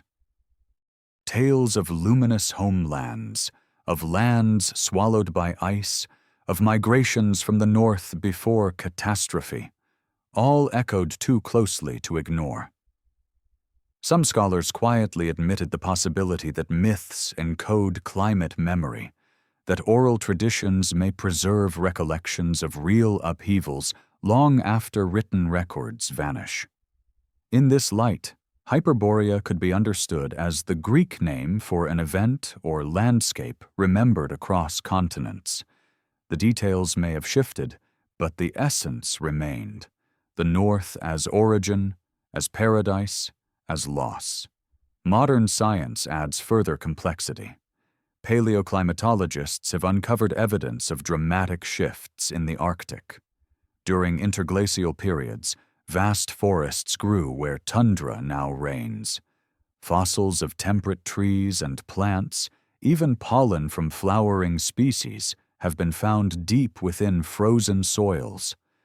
Such discoveries confirm that the Arctic was once habitable, even abundant. To live in such lands would be to witness phenomena that later seemed miraculous to those in the south. The midnight sun, seasons of endless light, the sudden return of darkness. When descendants carried these memories into myth, they would naturally describe them as divine, eternal, perfect. Hyperborea, in this sense, may not be invention but recollection, distorted through millennia of exile. And yet the silence remains. No ruins have been found in the high north, no cities unearthed beneath the permafrost. For skeptics, this absence is proof of Hyperborea's unreality. But absence, as history shows, is often a fragile argument. Doggerland, once a vast plain connecting Britain to Europe, left behind almost no visible ruins, though its existence is now undeniable. The Indus Valley was forgotten for millennia until its cities were rediscovered by accident. Entire civilizations can vanish so thoroughly that only fragments of pottery or inscriptions remain. If Hyperborea was destroyed by ice, then silence is exactly what we should expect. The absence of evidence is not evidence of absence, it is evidence of erasure. The paradox deepens. The less Hyperborea is remembered, the more powerful its shadow becomes. Silence itself becomes a kind of testimony, raising questions about what else has been erased, What other homelands or knowledge have been exiled from history? In this way, Hyperborea is not merely a myth, but a reminder of the fragility of memory. It embodies the tension between what is allowed to be known and what is condemned to be forgotten. Every culture that revives Hyperborea does so because it senses the incompleteness of the record, the gaps in the story of human origins. Hyperborea is not proof of another beginning, but it is proof that beginnings are always more complex than the narratives we inherit. This leads to the most unsettling possibility. Perhaps Hyperborea was never meant to be remembered in full. Perhaps it was always destined to live as shadow, as silence, as myth. If it was a real land, then its destruction erased not only its geography, but also its testimony. If it was symbolic, then it represents the impossibility of recovering paradise, the eternal longing for a world beyond reach. In both cases, Hyperborea survives only in fragments, never whole, always elusive. Its very incompleteness is what grants it power. The mind cannot rest on certainty, and so it continues to circle the silence, returning again and again to the name, to the glow of light beyond the north wind. The listener is left in that liminal space between fact and fable, between science and myth. Hyperborea may have been real, erased by climate and time. It may have been symbolic, born of longing for perfection. Or it may have been both. A land once lived in, later destroyed, its memory surviving as archetype. No answer dissolves the silence. What remains is the question itself, flickering like aurora in the polar night, reminding us that history is not a closed book, but a series of absences. Hyperborea, more than a place, is the name we give to what we cannot bear to forget. If Hyperborea is a silence that refuses to vanish, then it is also a mirror reflecting humanity's endless confrontation with the unknown. What unsettles is not only the possibility that such a land once existed, but the way its memory has been fractured into whispers across cultures, resurfacing when least expected. In the 19th and 20th centuries, the name Hyperborea migrated from the margins of classical texts into the strange half-light of esoteric thought. Writers of occult societies invoked it not merely as myth, but as primordial homeland, the birthplace of lost wisdom. To them, it was not a poetic metaphor, but a forbidden truth, hidden deliberately from the world. Whether or not their claims carried historical weight, the very need to frame Hyperborea as concealed knowledge reveals its symbolic power. It embodies the suspicion that history itself is a construct, curated by those who decide what may be remembered. Yet this esoteric Hyperborea was not the same as the one sung by Pindar or mapped by Mercator. It became refracted through the anxieties of its age. For theosophists, Hyperborea was the cradle of a root race, a people of spiritual purity who predated known civilizations. For Romantic poets, it was a lost Eden, a sanctuary unspoiled by industrial modernity. For certain political ideologues, tragically, it became a symbol to justify notions of superiority, twisted into a myth of pure origins. This distortion demonstrates both the danger and resilience of Hyperborea. Because it cannot be proven or disproven, it becomes endlessly malleable, appropriated to serve whichever longing or ideology seeks legitimacy. In this mutability lies its persistence, but also its curse.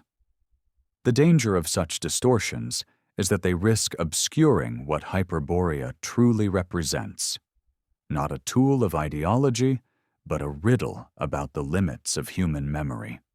By reducing it to pseudoscience or propaganda, the essence is lost, the essence being that Hyperborea haunts precisely because it cannot be pinned down.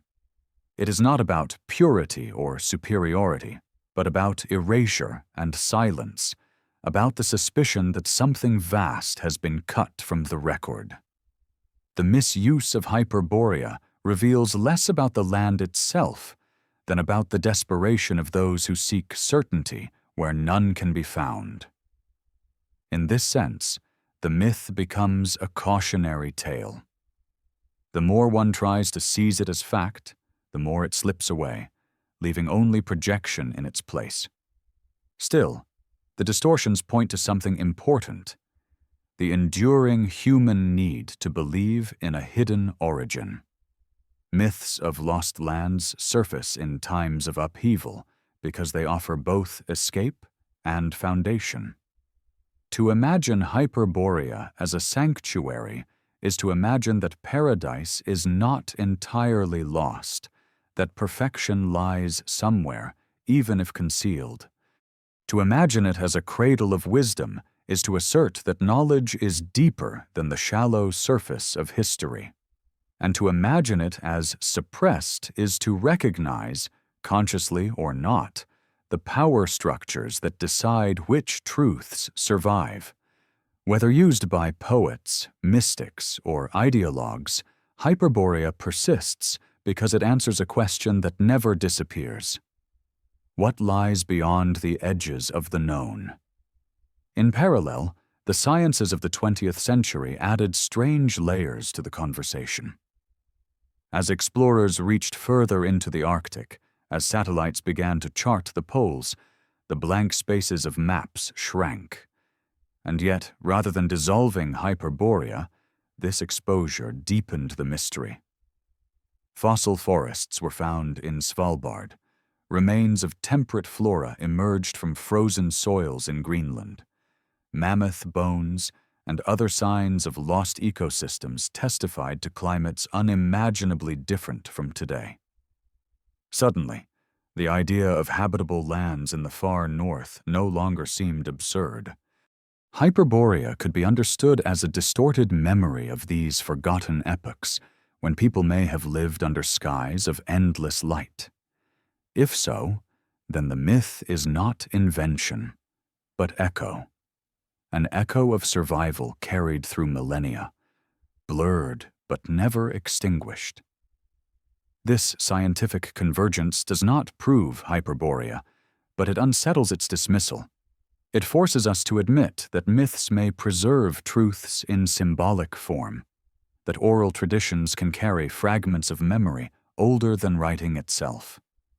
The Aboriginal peoples of Australia preserved stories of rising seas from 12,000 years ago, stories confirmed by modern geology. Why should Hyperborea not be a similar case? Perhaps it encodes the trauma of displacement, the memory of exile from lands erased by ice. Perhaps it is less about paradise and more about survival, less about perfection than about loss. In this sense, Hyperborea may be the name given to grief. Grief for landscapes destroyed, for knowledge buried, for a world that ended without witnesses. And yet, there is another dimension that cannot be ignored: the silence of deliberate forgetting. History has never been neutral. It has always been written by powers that choose beginnings carefully.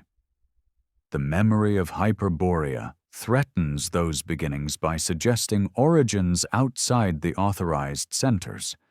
If wisdom once flowed from the north, then Greece was not the cradle of light, but only its inheritor. If Apollo renewed himself in Hyperborea, then Delphi was not the source but the conduit. Such suggestions undermine authority, fracture genealogies, destabilize claims of centrality. For this reason, Hyperborea is safer as myth, as metaphor, as fantasy. To silence it is to preserve order. To remember it too clearly would be to unravel the structure of history itself. This tension between myth and suppression, between echo and distortion, is what makes Hyperborea so haunting. It is not simply a land lost to time, but a land deliberately unremembered. Its absence speaks louder than its presence ever could. Every time the name is whispered, it forces us to confront the incompleteness of the record, the fragility of what we call history. The Greeks preserved it without explanation. Renaissance cartographers inked it with trembling certainty. Esoteric writers claimed it with dangerous zeal. Modern scholars dismiss it with unease. Each gesture reveals less about Hyperborea itself than about the needs of those who speak of it. And yet, through them all, the name survives, glowing faintly like a buried ember, refusing to die. The listener is left, once again, in the unresolved silence. Was Hyperborea ever real, or is it only the mirror of our own longing?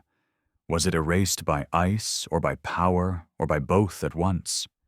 Is it a memory of paradise, or a memory of exile, a light that nourished or a light extinguished? The questions multiply, but no answer closes them.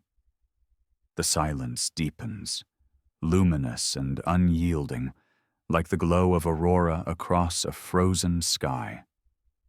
Hyperborea endures not because it is proven, but because it cannot be forgotten, because absence itself demands a name. To consider Hyperborea is to consider not only the silence of history, but the way landscapes themselves participate in forgetting. Human civilizations leave traces, ruins, tools, inscriptions, but landscapes erase as much as they preserve. Ice, in particular, is a ruthless archivist. It buries, grinds, and obliterates. If Hyperborea once existed as a habitable northern realm, then the very conditions that erased it also ensured that little could survive of its memory. Stone temples, wooden structures, even traces of agriculture would have been crushed beneath advancing glaciers, drowned by meltwater floods, or scattered across permafrost.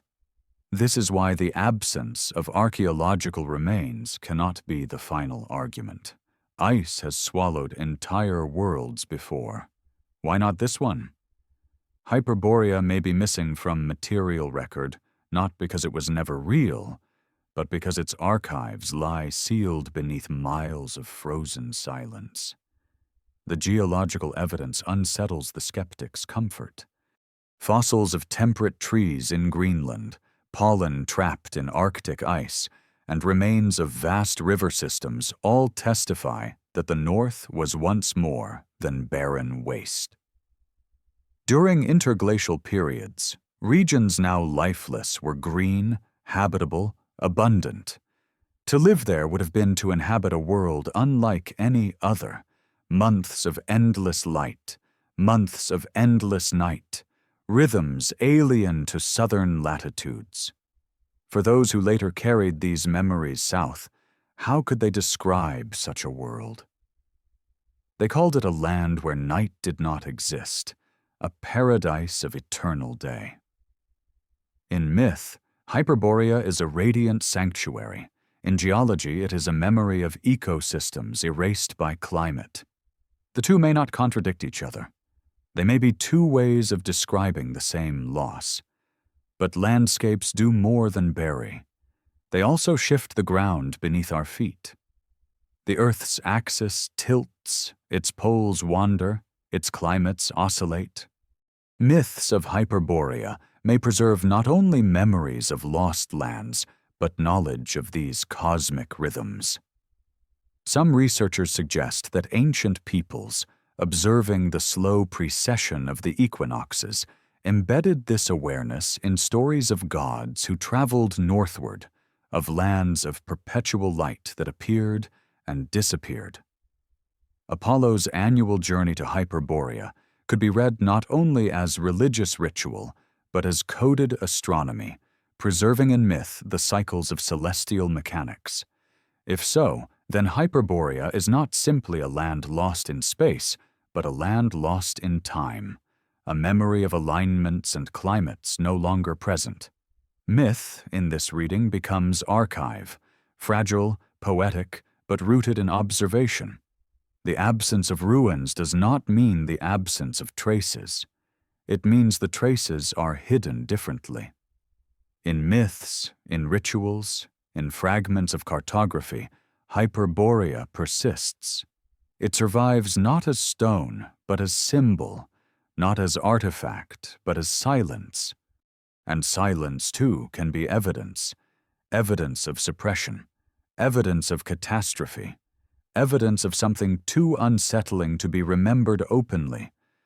The Greeks could have ignored Hyperborea entirely, yet they did not.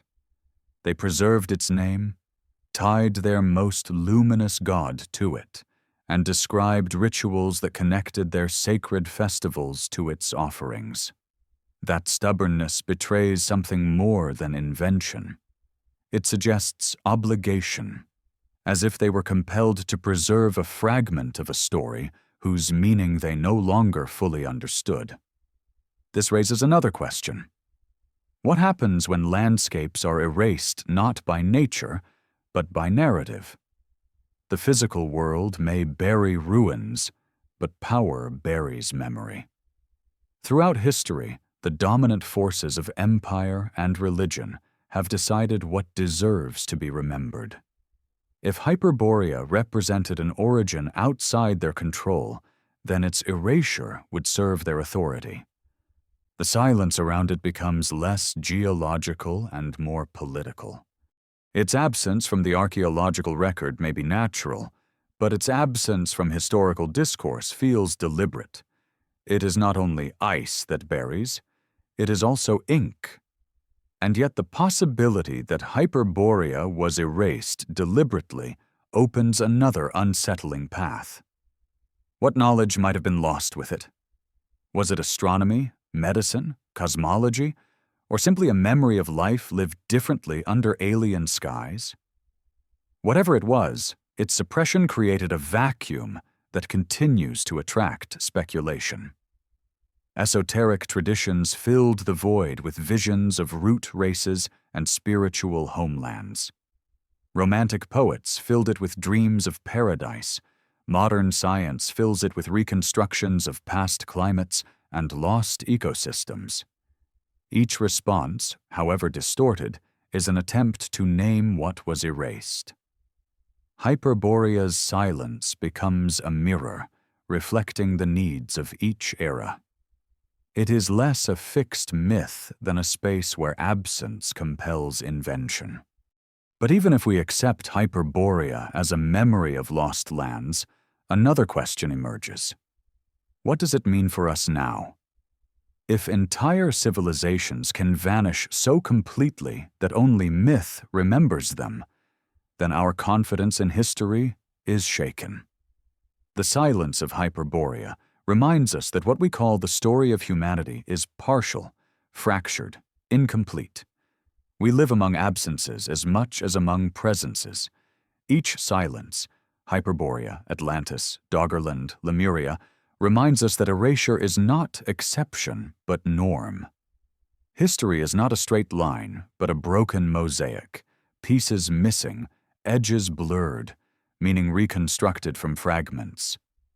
Hyperborea is one of those missing pieces, its outline faint but insistent, its absence glowing brighter than many presences. Modern discoveries deepen this unease. Satellite imagery has revealed anomalies beneath polar ice, unusual formations, patterns that may or may not be natural. Scientists explain them cautiously, but speculation thrives. The more the Arctic is studied, the more we discover how much remains unknown. Thawing permafrost releases ancient remains, landscapes hidden for tens of thousands of years. Each revelation feels like a whisper from the past, a reminder that what we have forgotten is larger than what we know. Hyperborea may not be confirmed, but it is no longer dismissible. Its silence is too full, its absence too loud. What lingers most of all is the paradox. Hyperborea is both nowhere and everywhere. It cannot be located, yet it persists across cultures. It leaves no ruins, yet it shapes rituals and maps. It has been erased, yet it refuses to vanish. This paradox is precisely what gives it power. It embodies the tension between memory and forgetting, between nature and narrative, between history and silence. It reminds us that absence is not empty, but charged with meaning. And it reminds us that the landscapes of memory are as fragile and as mutable as the landscapes of Earth itself. The listener is left standing in that paradox. Was Hyperborea a land swallowed by ice, erased without trace? Was it a political memory, deliberately buried by those who feared its implications? Or was it always meant to be unreachable, a mirror for our longing rather than a place of stone? No answer is final. The silence endures, luminous and haunting, like light refracted through frozen air. Hyperborea lives not in proof, but in the space proof cannot reach, the gap between what we know and what we suspect, the absence that glows brighter than presence. As Hyperborea drifts through myth, silence, and speculation, another question emerges. Why has the idea of a northern paradise endured so much longer than other forgotten geographies? Countless lands once imagined have faded into obscurity, yet Hyperborea persists like a distant star, faint but steady. The reason may lie not only in the fragments of ancient texts, but in the human psyche itself. For to imagine Hyperborea is to imagine a homeland that exists beyond corruption, beyond decay, beyond the cycle of rise and fall. Unlike Atlantis, which is remembered as punishment for arrogance, Hyperborea carries no moral lesson. It is remembered instead as sanctuary, a land immune to disease, untouched by time, luminous with eternal renewal. Such a vision cannot vanish because it satisfies a longing that history itself can never fulfill. The longing for a beginning unspoiled by decline. And yet this longing has been shadowed by suspicion. For if Hyperborea is paradise, why was it hidden?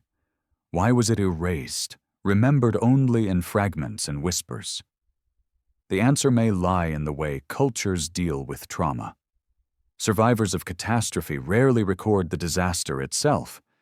Instead, they mythologize the time before it, idealizing what was lost so completely that it becomes perfection.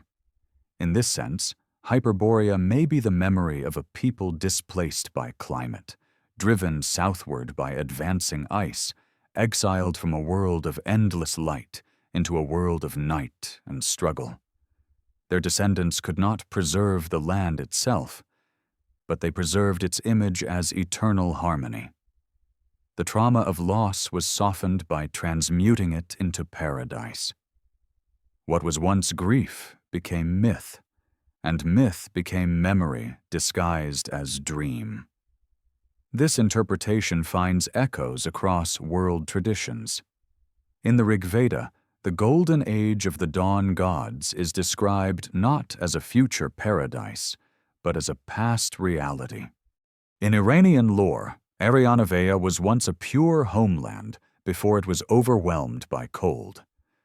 Norse mythology remembers Asgardr as luminous and abundant, even though its gods ultimately face twilight.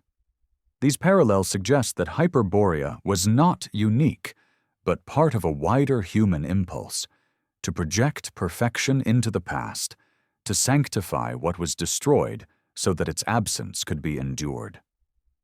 The memory of Hyperborea, then, is less about longing for what never was than about survival after what was lost. It is a wound transformed into radiance. Still, the Greek treatment of Hyperborea remains singular. Their reverence for it, their insistence that Apollo himself renewed his power there, elevates it from memory to necessity. Greek religion could have ignored the North, yet it tied its most luminous deity to Hyperborea with stubborn consistency. This detail unsettles because it suggests inheritance. The Greeks, heirs to countless older traditions, may have preserved Hyperborea not as their own invention, but as a fragment they could not abandon. If so, then Hyperborea becomes a glimpse of a pre-Greek memory, absorbed into their mythology and carried forward unknowingly. It is less their creation than their inheritance, a shard of an older story that predates their own civilization. But even if Hyperborea began as inherited memory, why has it endured when so many other myths dissolved? Perhaps because it was never framed as punishment or warning, but as promise. Atlantis frightened, Hyperborea consoled. Its light was not catastrophic but eternal. In times of upheaval, such a myth offers stability. During the Greek Archaic period, it reminded them that the gods themselves renewed in a northern sanctuary. During the Renaissance, it reassured explorers who faced the terrifying emptiness of uncharted poles. During modern upheavals, it returned as symbol of hidden wisdom, a reminder that origins may lie outside the sanctioned narratives. Hyperborea survives because it is needed, because it fills silence not with terror but with hope. And yet the hope is troubled. The same qualities that made Hyperborea attractive also made it vulnerable to distortion. In the modern era, it became entangled with ideologies that sought to claim purity, ancestry, superiority. What was once a myth of sanctuary became a myth of exclusion. This distortion does not erase Hyperborea, but it reveals its fragility. Myths are mirrors. They reflect the desires of those who claim them. Hyperborea reflects longing for paradise, but also the hunger for legitimacy, for power, for superiority. Its silence is fertile ground for projection. And so, Hyperborea has become both paradise and propaganda, memory and manipulation. The myth survives, but at a cost, its meaning fractured, its radiance obscured by shadows. Still, distortion does not explain everything. The persistence of Hyperborea also suggests something more than projection. It suggests that beneath the distortions lies a core too solid to vanish. Science itself circles this possibility, however reluctantly. Fossil forests in the Arctic, evidence of temperate climates in high latitudes, the survival of myths encoding events 12,000 years old, all remind us that what is dismissed as fantasy may conceal truth. Hyperborea may not be a city of stone or a utopia of immortals, but it may represent a real memory of habitable northern lands destroyed by climate. If so, then its survival across millennia is not invention, but continuity, a testimony passed through poetry, ritual, and silence, refusing to die even when stripped of detail. Perhaps this is the true essence of Hyperborea. Not proof, but persistence. Its silence is its power. The fact that it cannot be confirmed ensures that it cannot be forgotten. Every attempt to erase it fails because absence demands explanation. The Greeks preserved it because they felt compelled. Renaissance cartographers drew it because they could not bear to leave the pole blank. Esoteric traditions revived it because silence invited speculation.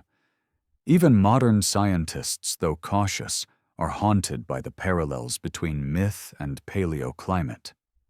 Hyperborea endures because it sits at the threshold where memory meets forgetting, where absence becomes louder than presence.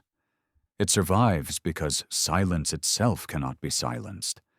And so the listener is left in the half-light once more. Hyperborea may be nothing but longing, or it may be memory disguised as myth. It may be a sanctuary lost to ice, or a paradise that never was. It may be both. Grief transfigured into radiance, trauma into perfection, silence into story.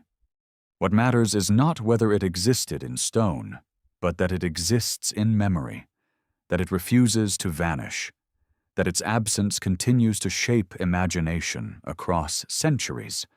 Hyperborea remains not as proof, but as presence within absence, as light beyond reach, as silence that glows at the edge of history. Hyperborea's endurance across millennia raises a question more unsettling than any claim of its existence. What does it mean for humanity to carry a memory it cannot prove? To speak of Hyperborea is to speak of a silence that has survived longer than empires, longer than kingdoms, longer even than some of the great religions. It is a silence both fragile and indestructible, because it belongs not to one people or one time, but to the human imagination itself. Myths come and go, but Hyperborea remains.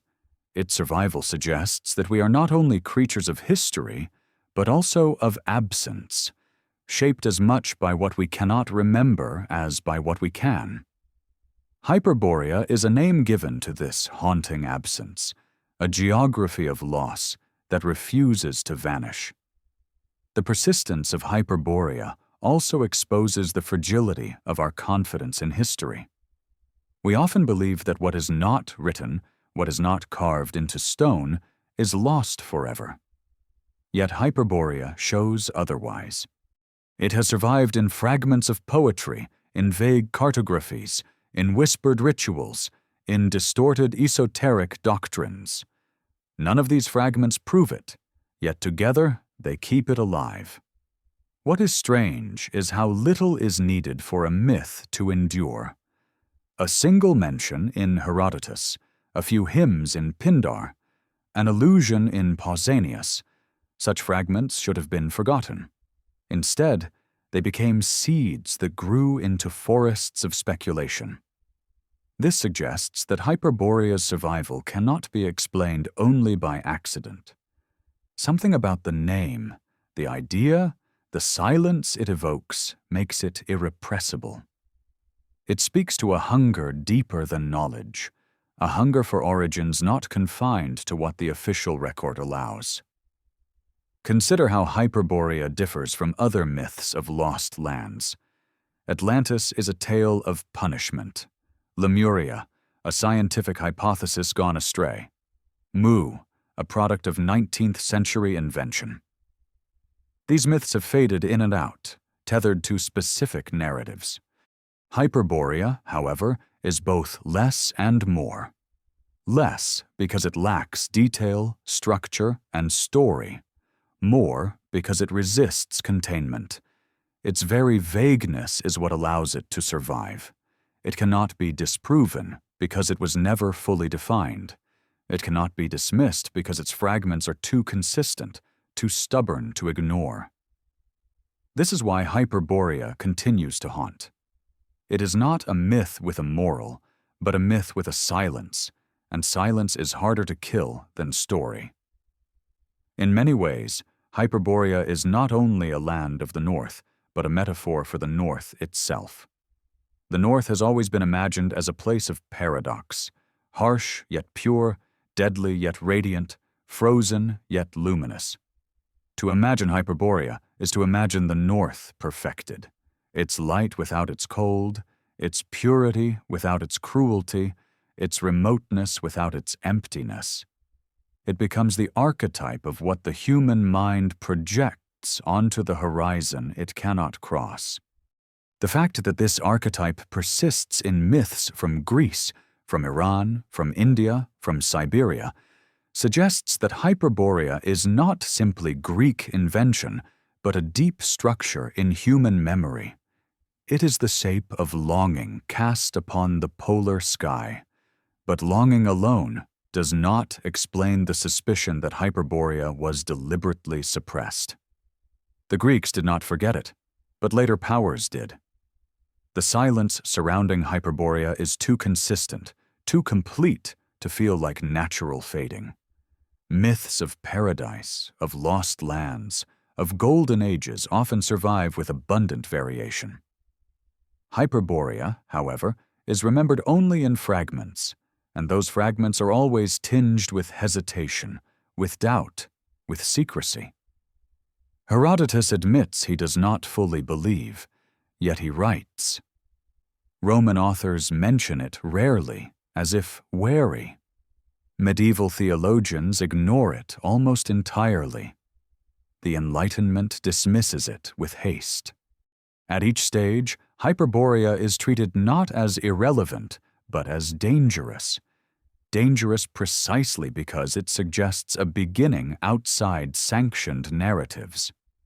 If truth and light might have once emerged from the north, then the south, the Mediterranean, the biblical East lose their monopoly. To silence Hyperborea was to defend authority, and yet silence is not erasure. It is only displacement.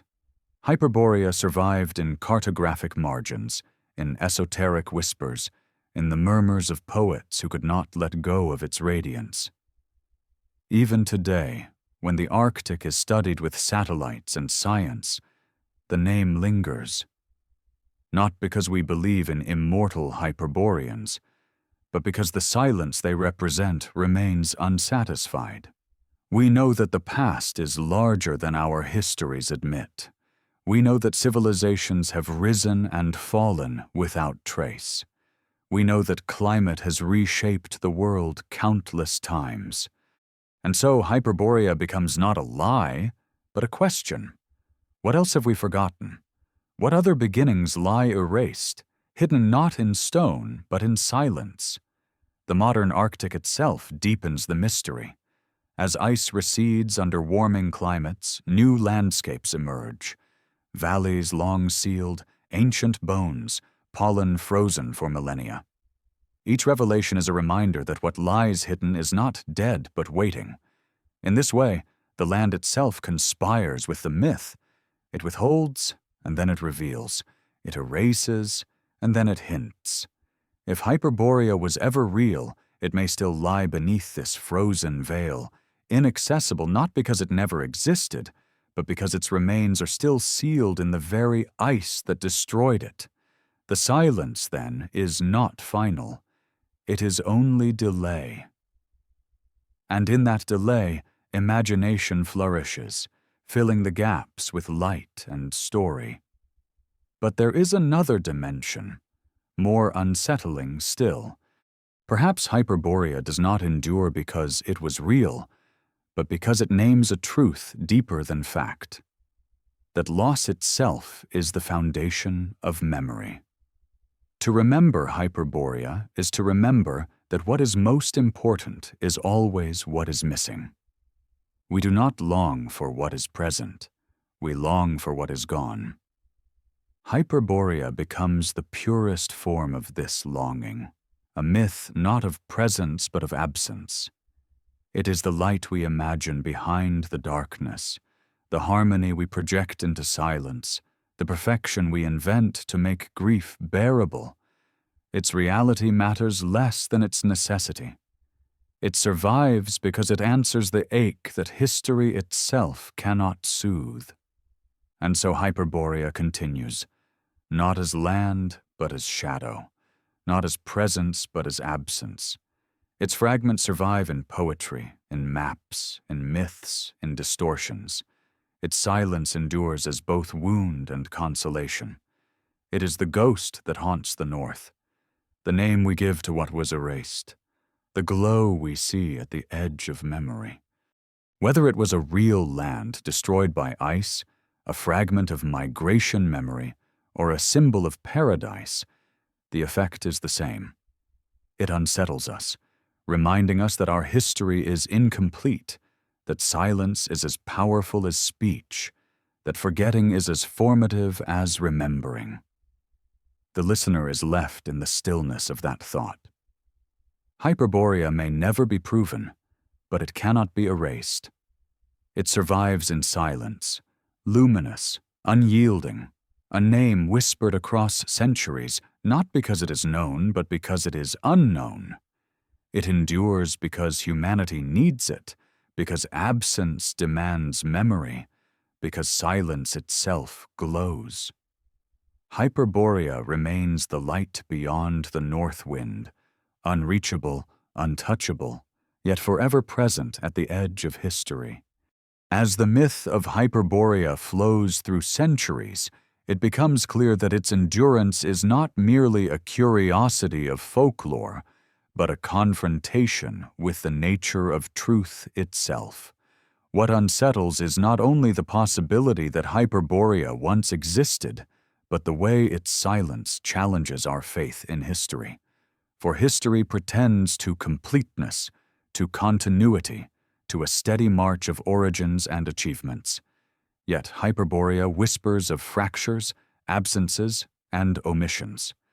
It insists that memory is not a straight line, but a broken field, full of gaps too wide to bridge. To contemplate Hyperborea is to confront this discomfort, that our past is a tapestry woven as much of erasure as of remembrance, and that what we have lost may be greater than what we possess. The Greeks preserved the name but never the details, as if they too were only guardians of a fragment. They spoke of Hyperboreans living without sickness, without war, in perpetual light, and they tied their luminous god Apollo to this unreachable land. But they offered no descriptions of its cities, no genealogies of its kings, no stories of its downfall. Unlike Atlantis, which Plato endowed with structure and drama, Hyperborea is pure absence, a name, a direction, a radiance. This emptiness is what makes it so haunting. It is not a story to be told, but a silence to be carried. And silence, paradoxically, is more enduring than story. Stories demand detail, and detail can be disproved. Silence cannot. It waits, unassailable, luminous, unending. This paradox explains why Hyperborea has proven so malleable. Each age, confronted with its own uncertainties, fills the silence with its own projections. To the Greeks, it was a sanctuary of divine renewal. To Renaissance cartographers, it was an uncharted land encircling a magnetic mountain.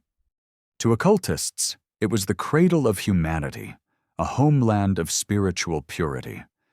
To scientists of the modern era, it becomes a faint echo of habitable Arctic climates long erased by ice. Each interpretation contradicts the others, yet none cancels the name itself. Hyperborea survives precisely because it is empty enough to contain all these meanings. Its vagueness is not weakness, but strength. The less it says, the more it endures. And yet there is another dimension, one more unsettling, that explains its survival. The suspicion that Hyperborea has been deliberately buried. Erasure is not only the work of glaciers, it is also the work of power. Empires choose beginnings, religions define origins, academies draw boundaries around what may and may not be studied. If Hyperborea represented an origin outside their control, it had to be silenced. For if Apollo's radiance renewed itself in the north, then Delphi was not the center, but only the reflection. If wisdom flowed from a land erased by ice, then Mesopotamia and Egypt were not exclusive cradles, but inheritors. Such suggestions fracture the authority of chosen narratives. Better to declare Hyperborea a fable than to admit that history may be incomplete. Thus, silence becomes not accident, but strategy. This strategy of suppression explains the peculiar hesitation that clings to every mention of Hyperborea.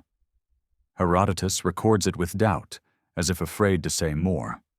Roman authors rarely expand on it, leaving the name floating without context.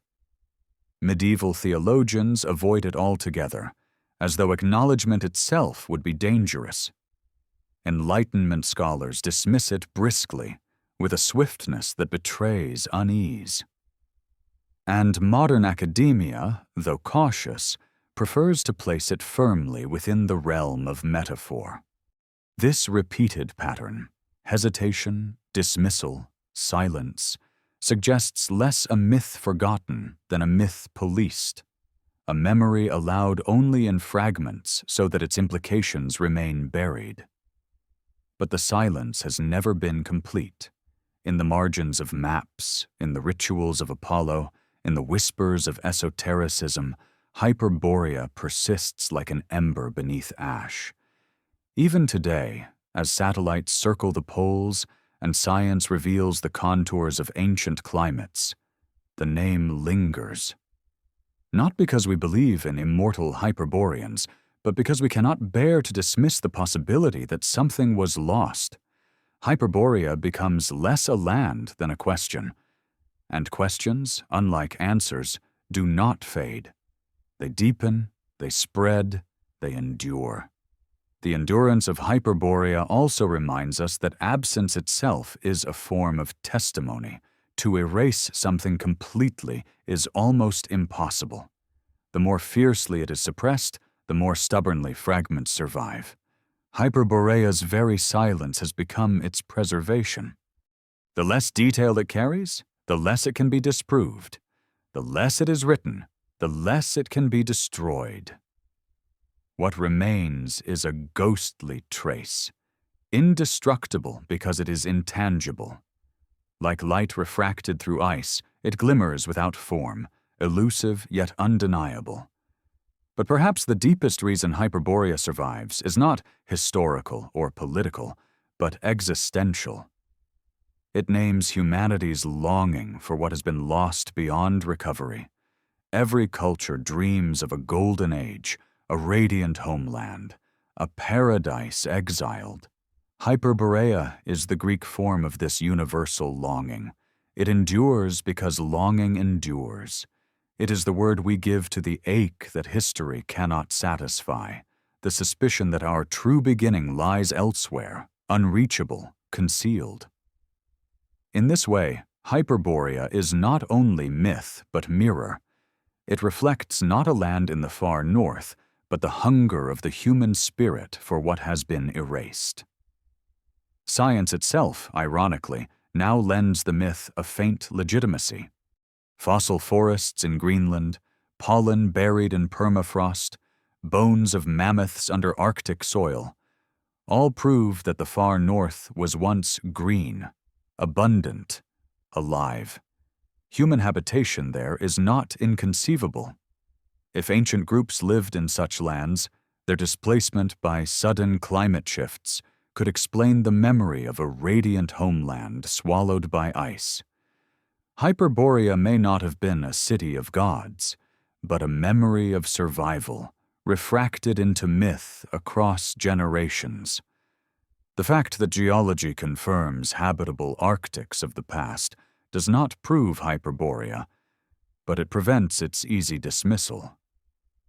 The silence now trembles with possibility.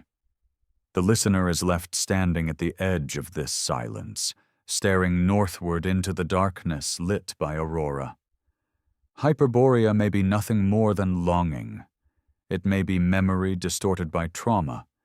It may be invention born of absence. Or it may be a truth too disruptive to survive in official history, a land erased by ice and by ink alike. Whatever it was, its persistence across centuries proves one thing. Silence is never empty. Hyperborea glows within it, faint but unyielding, the name we give to what history cannot contain. The silence around Hyperborea grows heavier the closer one comes to the present. In earlier centuries, myth and history still overlapped freely. Poets could sing of gods traveling to luminous northern lands without embarrassment, and cartographers could sketch speculative continents with confidence. But in the modern age, where evidence is demanded, Hyperborea becomes more elusive than ever. The Enlightenment declared it fantasy. The 19th century turned it into esoteric symbol, and the 20th century often dismissed it as ideological distortion. Yet, despite this layered burial, the name continues to return, like something inextinguishable. Its endurance is not proof of its reality, but it is proof of its necessity. A myth that survives repeated erasures must be serving something deep within the human imagination. Hyperborea lingers because it embodies a wound that has never healed, the suspicion that history is incomplete and that what has been lost is greater than what has been preserved. What makes Hyperborea more haunting than other lost lands is its refusal to resolve into narrative. Atlantis offers a story of arrogance and downfall. Lemuria was once presented as a scientific hypothesis, later dismissed. Mu was a fabrication of the modern era, transparent in its invention. Hyperborea, however, remains unresolved. It has no catastrophe to explain its absence, no moral framework, no definitive geography. It is nothing more than a name, a direction, a cluster of images, endless light, offerings wrapped in straw, Apollo's journey, a people immune to suffering. And yet this vagueness is what grants it endurance. Because it lacks story, it cannot be disproved. Because it has no resolution, it cannot fade. Its power lies in remaining an open wound, a question that refuses closure. The suspicion of deliberate suppression deepens this sense of unease. For why did the Romans, who absorbed countless Greek myths, remain so hesitant with Hyperborea? Why did Christian theologians, who eagerly reinterpreted pagan traditions, avoid it almost entirely? Why do Enlightenment scholars rush to dismiss it instead of engaging it? The very pattern of silence suggests strategy. To admit Hyperborea would be to fracture carefully curated genealogies of civilization. If the North once held wisdom, then the South did not hold it exclusively. If Apollo drew his strength from Hyperborea, then the Mediterranean was not the sole axis of light. To acknowledge Hyperborea would destabilize the authority of chosen centers. Thus, forgetting was safer than remembering. Silence became not absence, but weapon. But silence, like ice, preserves as much as it destroys. In its erasure, Hyperborea has become indestructible. Because nothing definite was written, nothing definite could be disproved. Because it was suppressed, it has grown more luminous in absence. Its fragments, poems, rituals, maps, esoteric texts remain like scattered stars, faint but unextinguished. Each time Hyperborea is dismissed, it reappears elsewhere in new forms, wearing new meanings. It has been sanctuary, homeland, paradise, cradle, symbol, question, and in each guise it continues to haunt, refusing final burial. The modern Arctic itself conspires to keep the myth alive. As permafrost thaws, as ice sheets retreat, landscapes sealed for tens of thousands of years are revealed. Fossil forests, temperate plant remains, ancient animal bones, all speak of a north once fertile, habitable, radiant. To imagine humans living there during those warmer epochs is no longer far-fetched. If they did, their descendants would have carried southward memories of endless light, of abundance swallowed by sudden cold. Hyperborea, then, could be less fantasy than memory transmuted into myth. It is not necessary to imagine immortal Hyperboreans. It is enough to imagine displaced peoples who sanctified their lost homeland through story. Science does not confirm Hyperborea, but it makes it harder to dismiss. The silence trembles with plausibility, and yet even science leaves us unsatisfied. For evidence can never resolve what Hyperborea has become. Not a place, but a symbol, not a memory, but a mirror. It reflects the way humanity deals with absence, the way grief transforms into myth. If Hyperborea was once real, then its myth is a monument to survival, to the refusal to forget even when all else is destroyed. If it was never real, then its myth is still a monument, this time to longing, to the need to imagine perfection beyond reach. In both cases, Hyperborea survives because silence itself demands a name, and Hyperborea is that name. The danger lies in distortion. Modern ideologies have twisted Hyperborea into myths of superiority, turning a symbol of loss into a tool of exclusion. This corruption reveals the peril of silence, that what is undefined can be claimed by anyone. Hyperborea has been invoked as Eden, as utopia, as ancestral homeland, as proof of purity.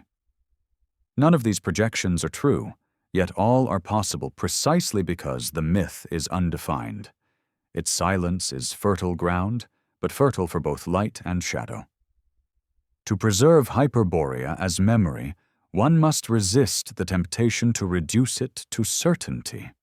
Its power lies in its ambiguity, in its refusal to be possessed. Perhaps the most haunting truth is that Hyperborea endures not because it was real, but because it represents something that will always be real, the incompleteness of history. Every age has its silences, its erasures, its forbidden origins. Hyperborea is not only a lost land, but a reminder of all lost lands, all forgotten peoples, all erased beginnings. It survives because it names the absence itself. To remember Hyperborea is to remember that we do not know everything, that history is always partial, that silence is always larger than speech. Hyperborea is not a paradise or a homeland. It is the shadow that reminds us of the limits of memory. The listener is left again in that space between longing and absence. Hyperborea may have been real, or it may have been dream.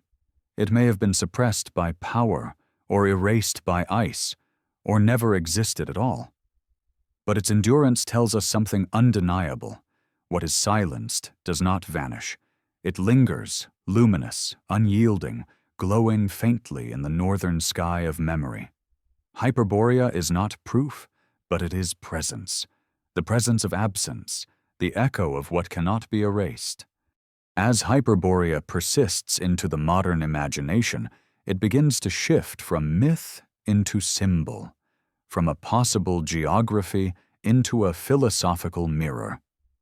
What it reflects is not simply the possibility of a lost homeland, but the deeper truth that all human history is fractured, uncertain, incomplete.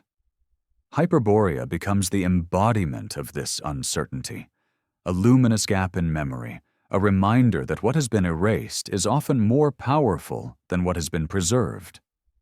And in this way, it continues to haunt, not because of what it tells us, but because of what it refuses to reveal. The silence surrounding Hyperborea can no longer be explained away as mere accident. Other myths of lost lands, Atlantis, Lemuria, Mu, have been expanded into elaborate tales, with plots of downfall and catastrophe, with heroes and villains, with reasons for their demise. Hyperborea remains different. It is not a story, but a fragment, not a history, but a whisper. The Greeks spoke of it only in passing, yet with a reverence that suggests they inherited something older. Apollo was said to renew his radiance there, offerings were sent from its people to Delos, and poets described it as a land beyond the north wind, where night never came. But beyond these glimpses, nothing is given. That absence is striking, almost deliberate, as though Hyperborea was remembered just enough to preserve its name, but forgotten enough to obscure its meaning. The absence, however, has not silenced longing. Instead, it has deepened it. Renaissance cartographers could not resist sketching it into their maps, surrounding the pole with mountains, rivers, and islands. Esoteric writers could not resist turning it into a symbol of primordial purity, a spiritual homeland lost to corruption. Modern seekers of mystery cannot resist connecting it to ancient migrations, to astronomical knowledge, to climates long vanished. In every age, the silence of Hyperborea invites projection, and in every projection it changes form. Yet beneath these changing forms remains the same persistent glow, the suspicion that something important was lost, something deliberately erased or buried beneath ice and narrative alike. What makes this persistence uncanny is the way Hyperborea overlaps with fragments from other traditions. Iranian myths speak of Arianaveja, the original homeland overwhelmed by cold. Vedic hymns describe dawnlands of endless light. Norse myths recall luminous realms beyond the seas, half real, half divine. Siberian legends speak of ancestral lands abandoned after great freezes. These parallels are too consistent to ignore.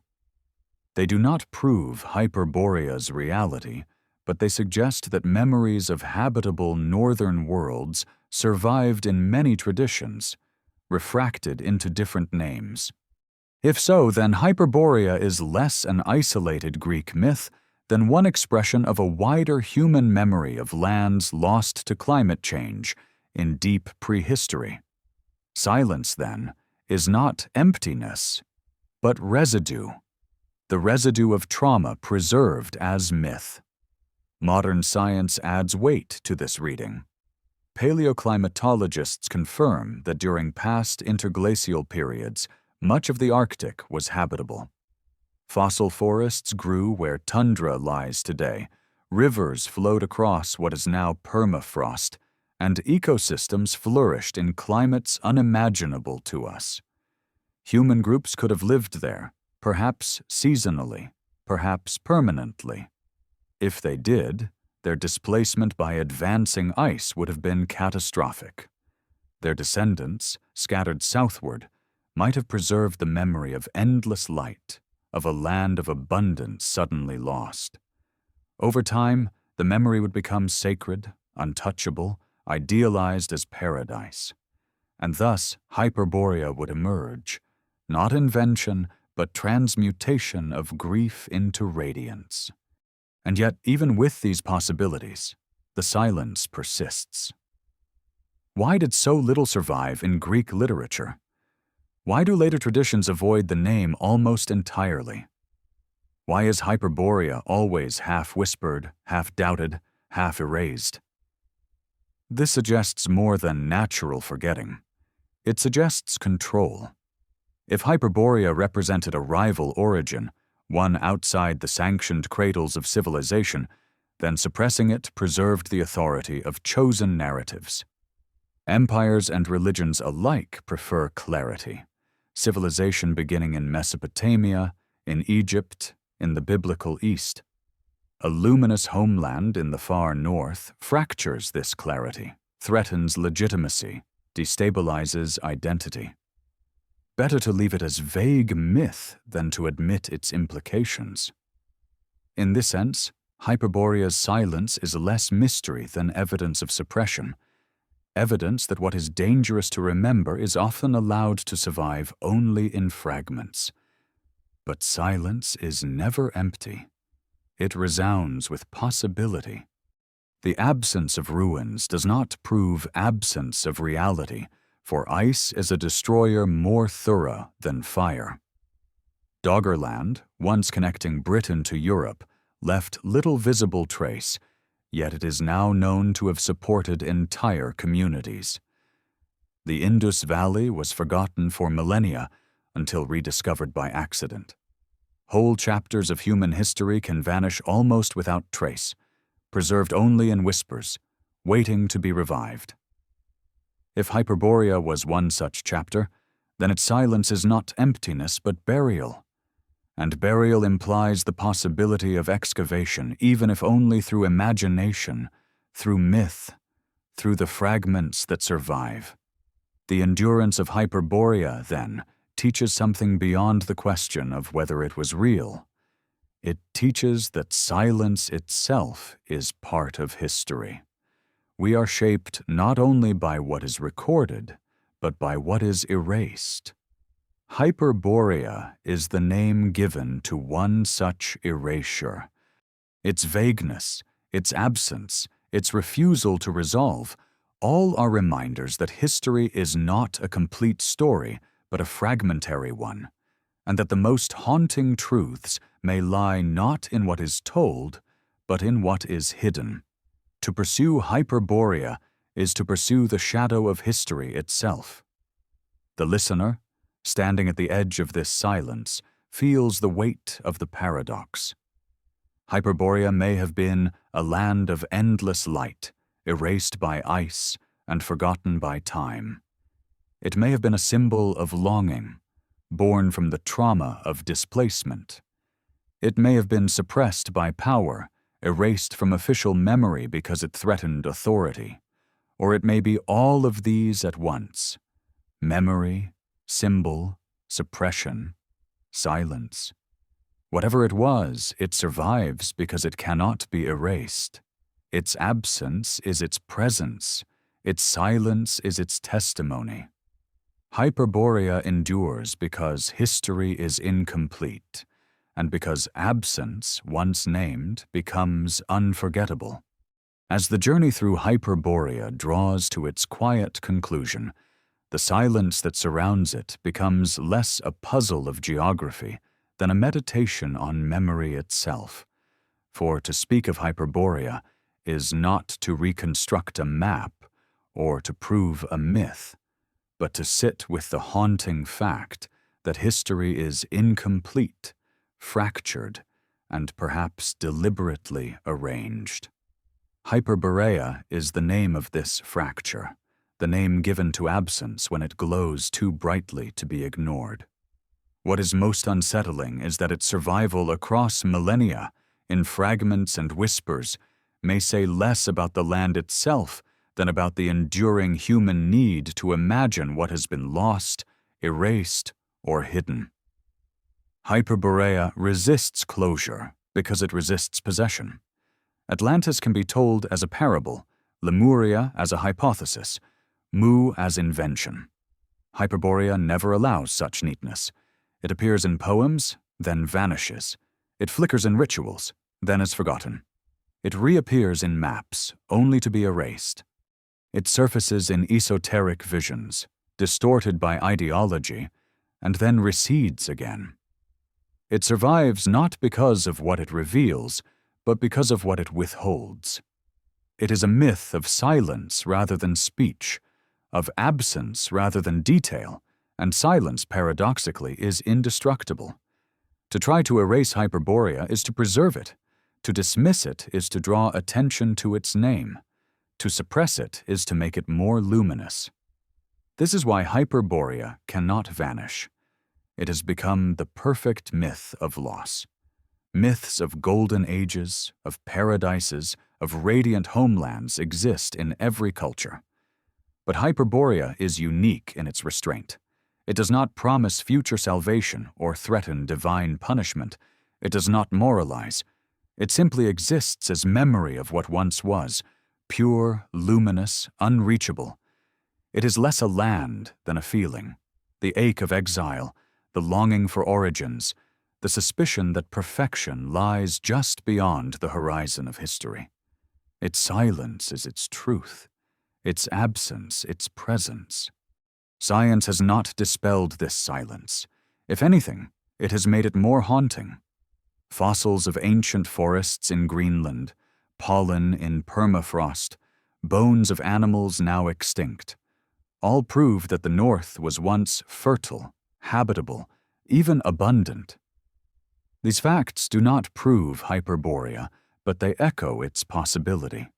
They remind us that memory may outlast evidence, that myths may preserve fragments of truth long after ruins are gone. Perhaps Hyperborea is such a fragment. The memory of people displaced by ice, transfigured by grief into paradise. If so, then Hyperborea is less invention than survival. A way for memory to endure when stone and soil could not. But even if Hyperborea was never real, its silence remains necessary, for it speaks to a deeper truth, that humanity is shaped as much by forgetting as by remembering. We long for Hyperborea not because it existed, but because it names what history denies us. It reminds us that the official record is not complete, that power decides beginnings, that erasure is part of the human story. Hyperborea endures because it whispers of what is missing, because it gives voice to silence itself. In this sense, it is less a land than a symbol of every forgotten land, every erased people, every forbidden memory. There is a strange comfort in this.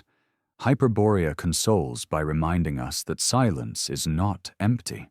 Absence can be luminous. What is forgotten can still shape us. The Greeks may not have remembered Hyperborea fully, yet they tied their most radiant god to it. Renaissance cartographers may not have known its location, yet they drew it onto their maps. Poets, mystics, seekers, all preserved it because it gave name to a truth deeper than fact, that what is lost is never entirely gone. The silence glows, the absence remains, and so the myth persists, more haunting now than ever because it has survived every attempt at erasure. It has outlived empires, religions, ideologies. It has endured distortion and dismissal. It continues not because it is proven, but because it is needed. Hyperborea is the name we give to the suspicion that history is incomplete, that what has been erased is as important as what has been written. It is the northern light that never sets, the glow behind the horizon that cannot be reached. The listener is left with an image rather than an answer. A landscape beneath auroral skies, radiant yet silent, absent yet enduring. A land where memory and forgetting converge, where paradise and exile are the same. Hyperborea may never be found, but it will never be forgotten. It remains at the edge of thought, luminous, haunting, eternal,